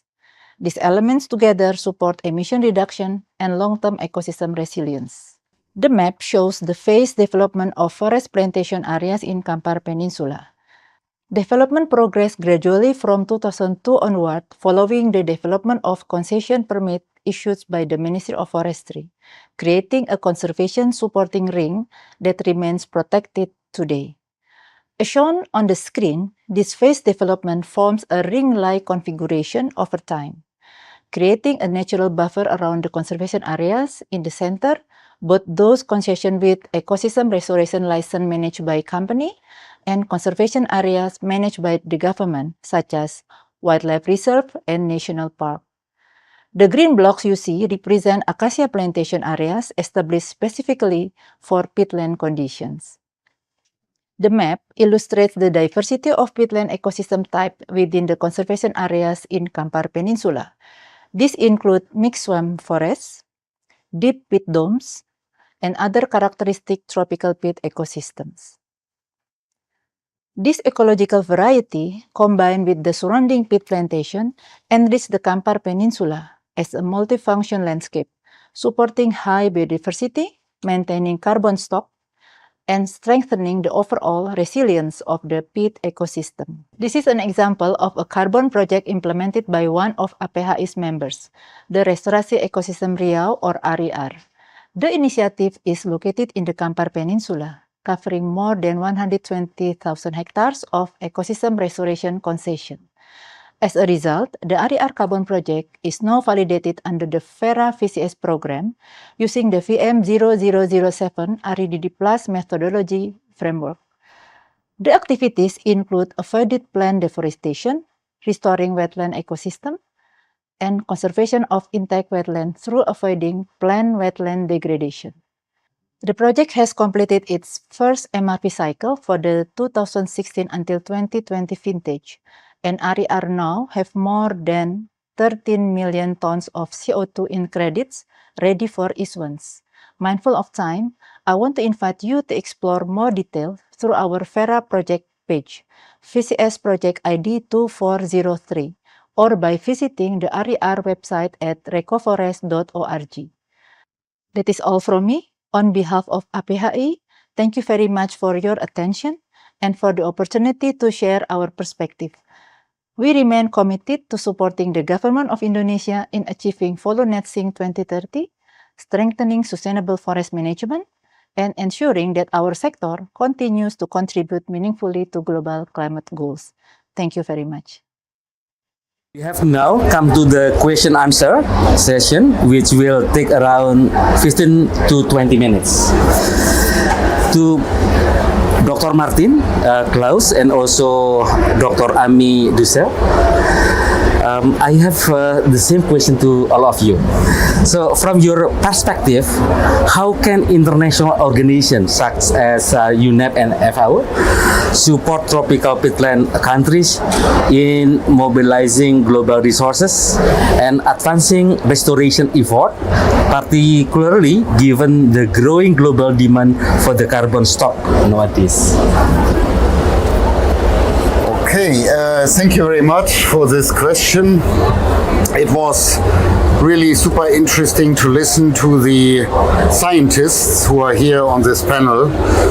I'm not a scientist and an expert in peatlands, so for me it was really enlightening to see the slides and to hear from your expertise and from your knowledge. And I'm saying this because when it comes to peatland, both protection and restoration, it's so important that we work along the chain of science, policy, finance, action, and we believe, or I believe, that international organizations such as UNEP and maybe FAO, but I cannot speak for FAO, that we have a role to play to bring these different pieces together. Because if you wander around in the swamps in Democratic Republic of Congo, and your knowledge that you have from there does not get into the policy realm, and from there attracting finance to actually do something about both the protection and the restoration, then it would be a pity. It will be lost in a way. And so I believe the role of international organizations, such as the UN Environment Programme, is to do exactly that, to connect the dots, to bring together the different aspects that I have mentioned, science, policy, finance, and the finance we need to mobilize it. We have, of course, the vertical funds, so the Green Climate Fund, the Global Environment Facility, the Adaptation Fund, and that by and large is grant financing. What is needed, and we haven't seen the presentation from the other colleague who was going to speak about how to crowd in the private sector finance using carbon credits, how we can bring that together, how we can blend this to actually get to the action. Now that is the challenge I think that we are facing, and we are working together on that, I believe, and we are making some progress, but that is kind of the recipe that I see. Thank you. Thank you. Please. Well, Martin already articulated it so nicely, so I can just only compliment that, FAO is a specialized technical agency. So much of what we do, in fact, is really partnering with scientific bodies. And I mean, we have this long-standing relationship, especially with the Greifswald-Meyer Center on peatlands work, and that's been so enriching. I mean, not only to be able to then sort of bring that science into the policy processes, but also then, with the national forest monitoring systems and peatlands monitoring, kind of coming back to the scientists and having this iterative process. So just an example of exactly what you were articulating about this interface. I think we've experienced that with this collaboration. And I think also, these initiatives, I said it already, but I do think it's important, these collective initiatives that bring attention to the issue, Global Peatlands Initiative, the International Tropical Peatland Center, that's really south-south. That's fully very special in that way, and the peatland breakthrough now, it gets the attention there, and then it brings the different partners in with their different mandates and expertise to try to tackle the issue together. And I think again, our responsibility as the international organizations is to help facilitate that process and participate in that process following our individual mandates. Okay, thank you. Okay, I would like to ask two panelists, Professor Luis and Dr. Francisca, the same question. So, what is the biggest challenge in integrating research result and scientific knowledge into government policies and proper practical implementation of peat management? So you start first, Professor Luis, then continued by Dr. Francisca. Great, thank you. The story of the Central Congo peatlands is that nobody really knew that there was a giant peatland there. And we published a paper, and it gained a lot of inquiries globally from the media.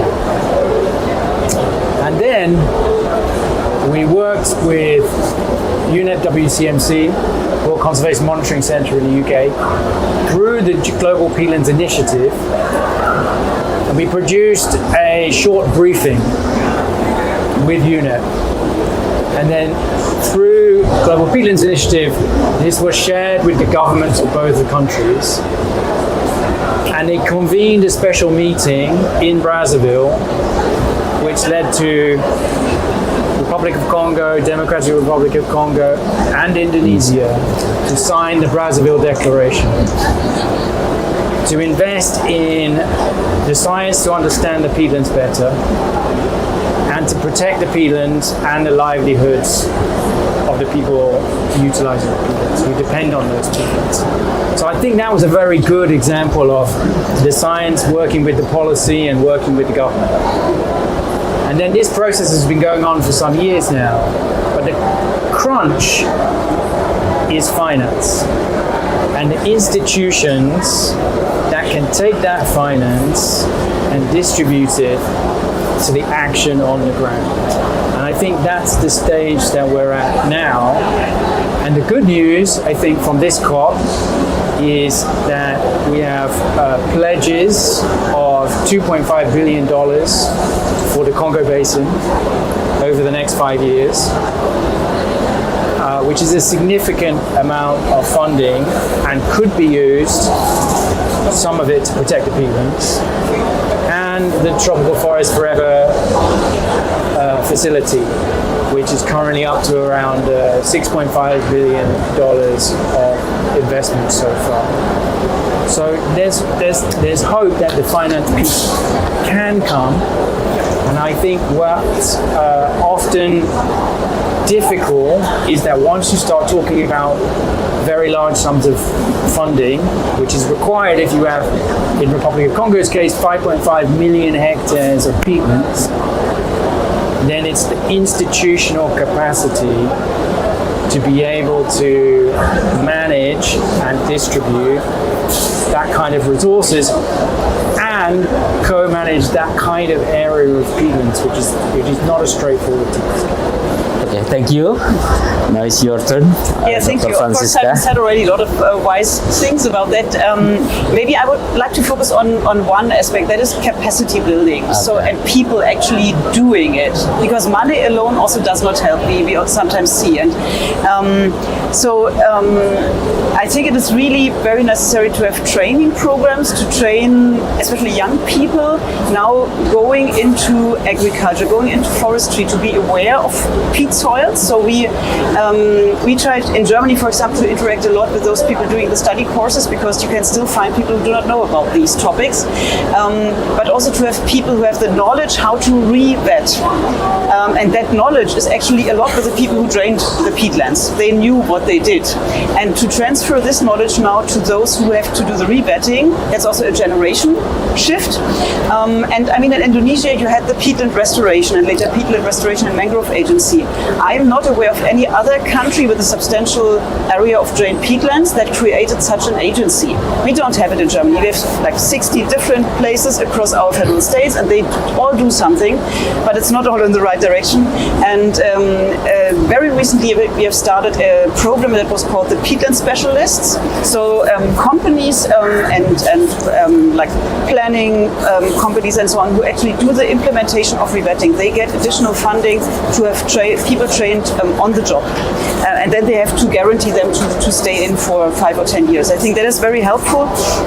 And then also the knowledge sharing. So, I mean, we have a lot of changes around our world at the moment, and we need to keep the peatland communities also connected. So from the different countries, from Japan, from Russia, from the UK, from Indonesia, from Brazil, for example. I talk a lot to people here in Brazil now, and I was very happy to hear that they think maybe about doing a peatland conference next year to bring together people. So to have all the people exchanging actively the knowledge, because lots of knowledge is there, but sometimes we try to reinvent things because we do not know others did so already. And we need to train young generations of peatland conservationists, people involved in restoration and wise use of peatlands. Okay, thank you, Dr. Francisca. So the last question to Professor Osaki. Very difficult question because so how can Tier 3 MRV research can be applied in Indonesia, Indonesia NDC, and also please provide suggestion to receive like a potential global financial support. Yes, for the model established, we need to more precise the monitoring or measuring everything. So this is a good condition in Indonesia. So why we are more focused at first in Indonesia. Establish this kind of Tier 3 MRV, not yet operated, but now level is operation level. So why this model can extend it to, for example, inside the Asian, maybe Malaysia and some part of Thailand and Vietnam and so on. And so this model is based on the water balance, and so why this model can apply to Amazon and the Congo Basin. And so for try to establish this model, so we also collaborate with ITPC. Harmony now go out, but Harmony and you collaborate almost 10 years and so the ITPC also try to cover not only the English, or try to connect the Congo Basin and the Amazon. Yes. Okay. So why, if this ITPC come to good function in the future, so our model try to put. Okay. Was another. Okay. Yes. Thank you, Professor Saki. Very great answer. This is also, like motivation for us to have like accurate MRV in terms of for the NDC. Okay, thank you. So as we approach to the end of our session, allow me to briefly summarize some of the key messages from our today discussion. So before you are leaving, we are going to give like a souvenir and also token appreciation. Don't leave it.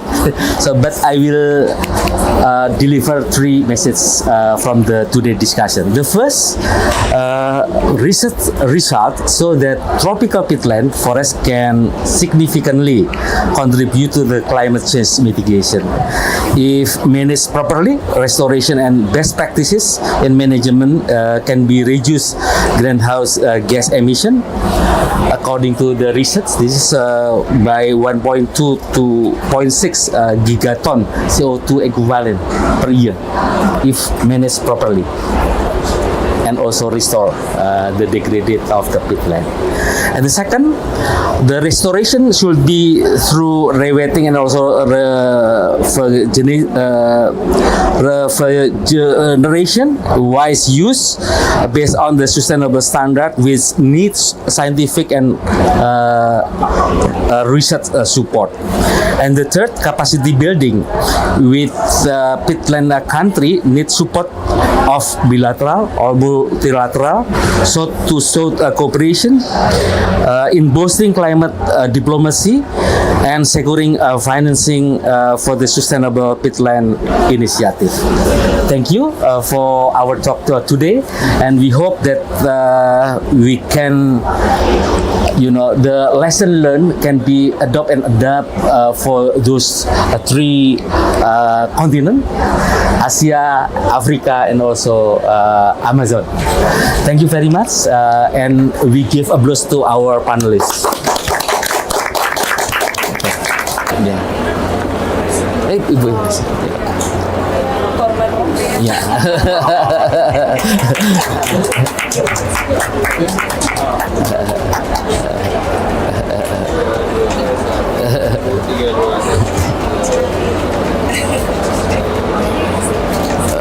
Okay. This is batik. Batik. That's very famous. Thank you. Yeah. Thank you. Okay. And then next. Thank you. Ya. Yang lain mana? Oh ini, Francisca. Ya, oke, satu. Francisca, come to. Ya. Francisca. Ya, oke.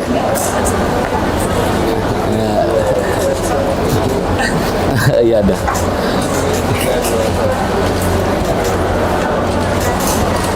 Oke. Next.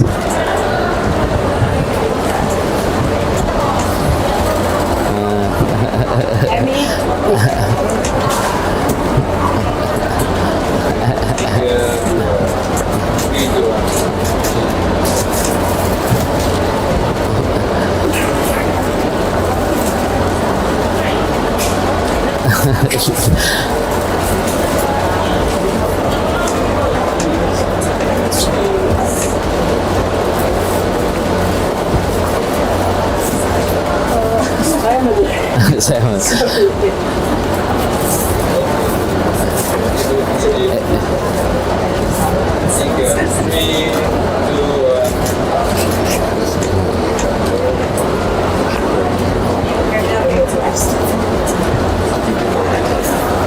Profesor Saki ya.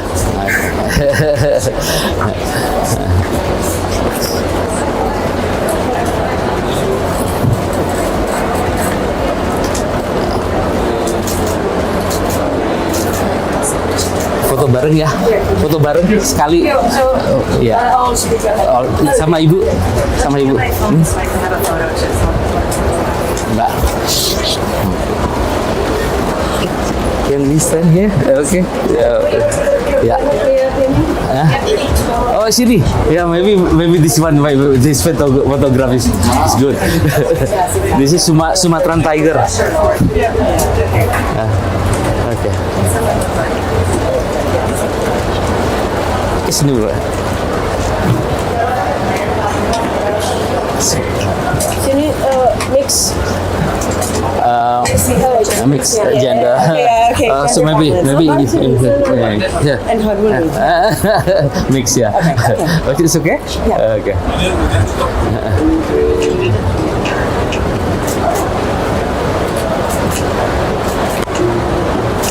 Okay, good. Okay. And one of mine. Oh yeah. Okay. Yeah. Okay. Okay. Okay. Thank you. Okay. Thank you. Thank you so much.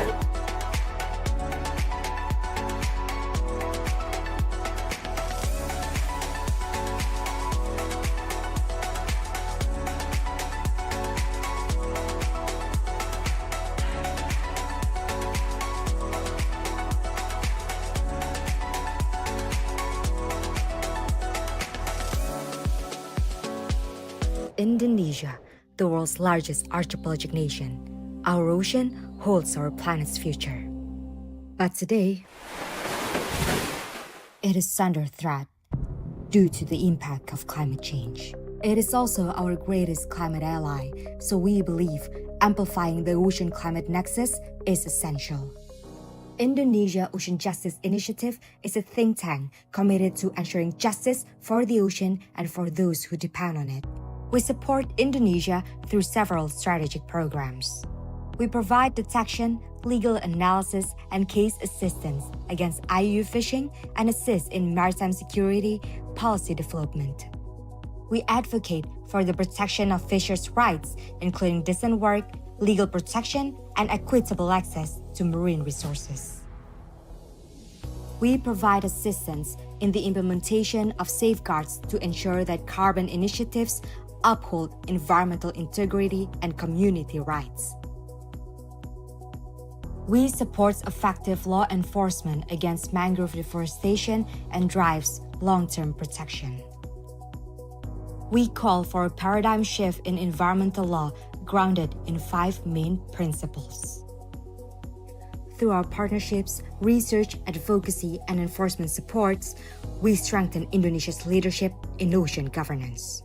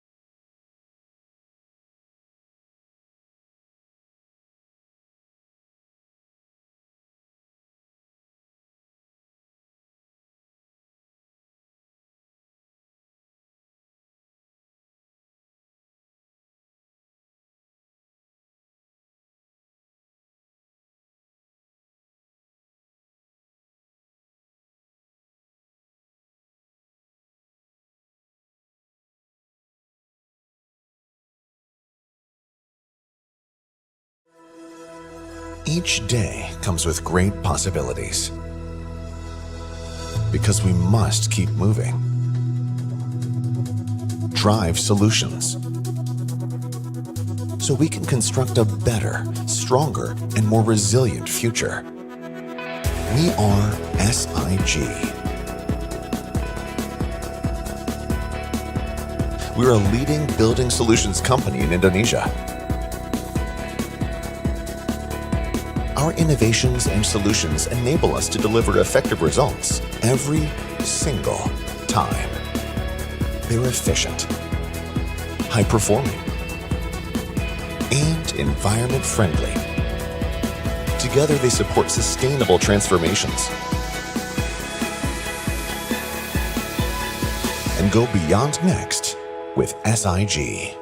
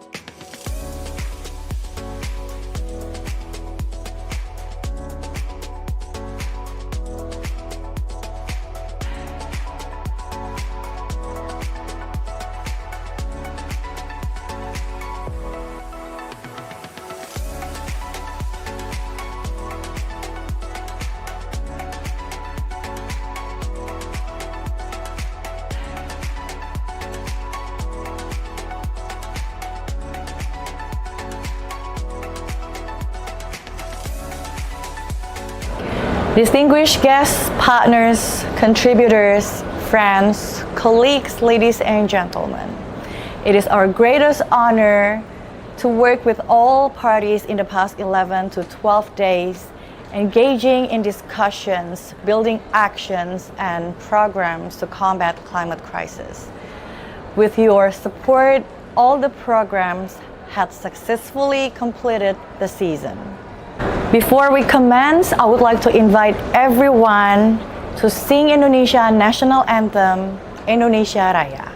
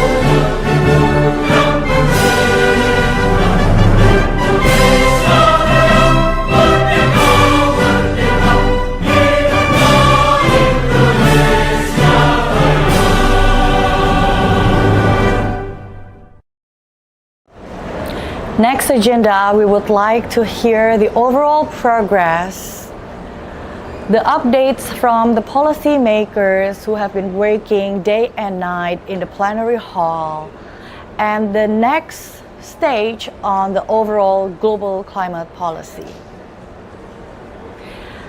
With that, I would like to welcome the Deputy Minister of Climate Change and Carbon Economic Value Governance from the Ministry of Environment Indonesia, Bapak Ari Sudianto. Bismillahirrahmanirrahim. Assalamualaikum warahmatullahi wabarakatuh. Good afternoon. Peace and blessing be upon all us, and warm greeting of happiness to everyone. Let us first give thanks to Allah, the Almighty, for it is by His grace and blessing that we are able to gather here today to attend the official closing of the Indonesian Pavilion at COP 30.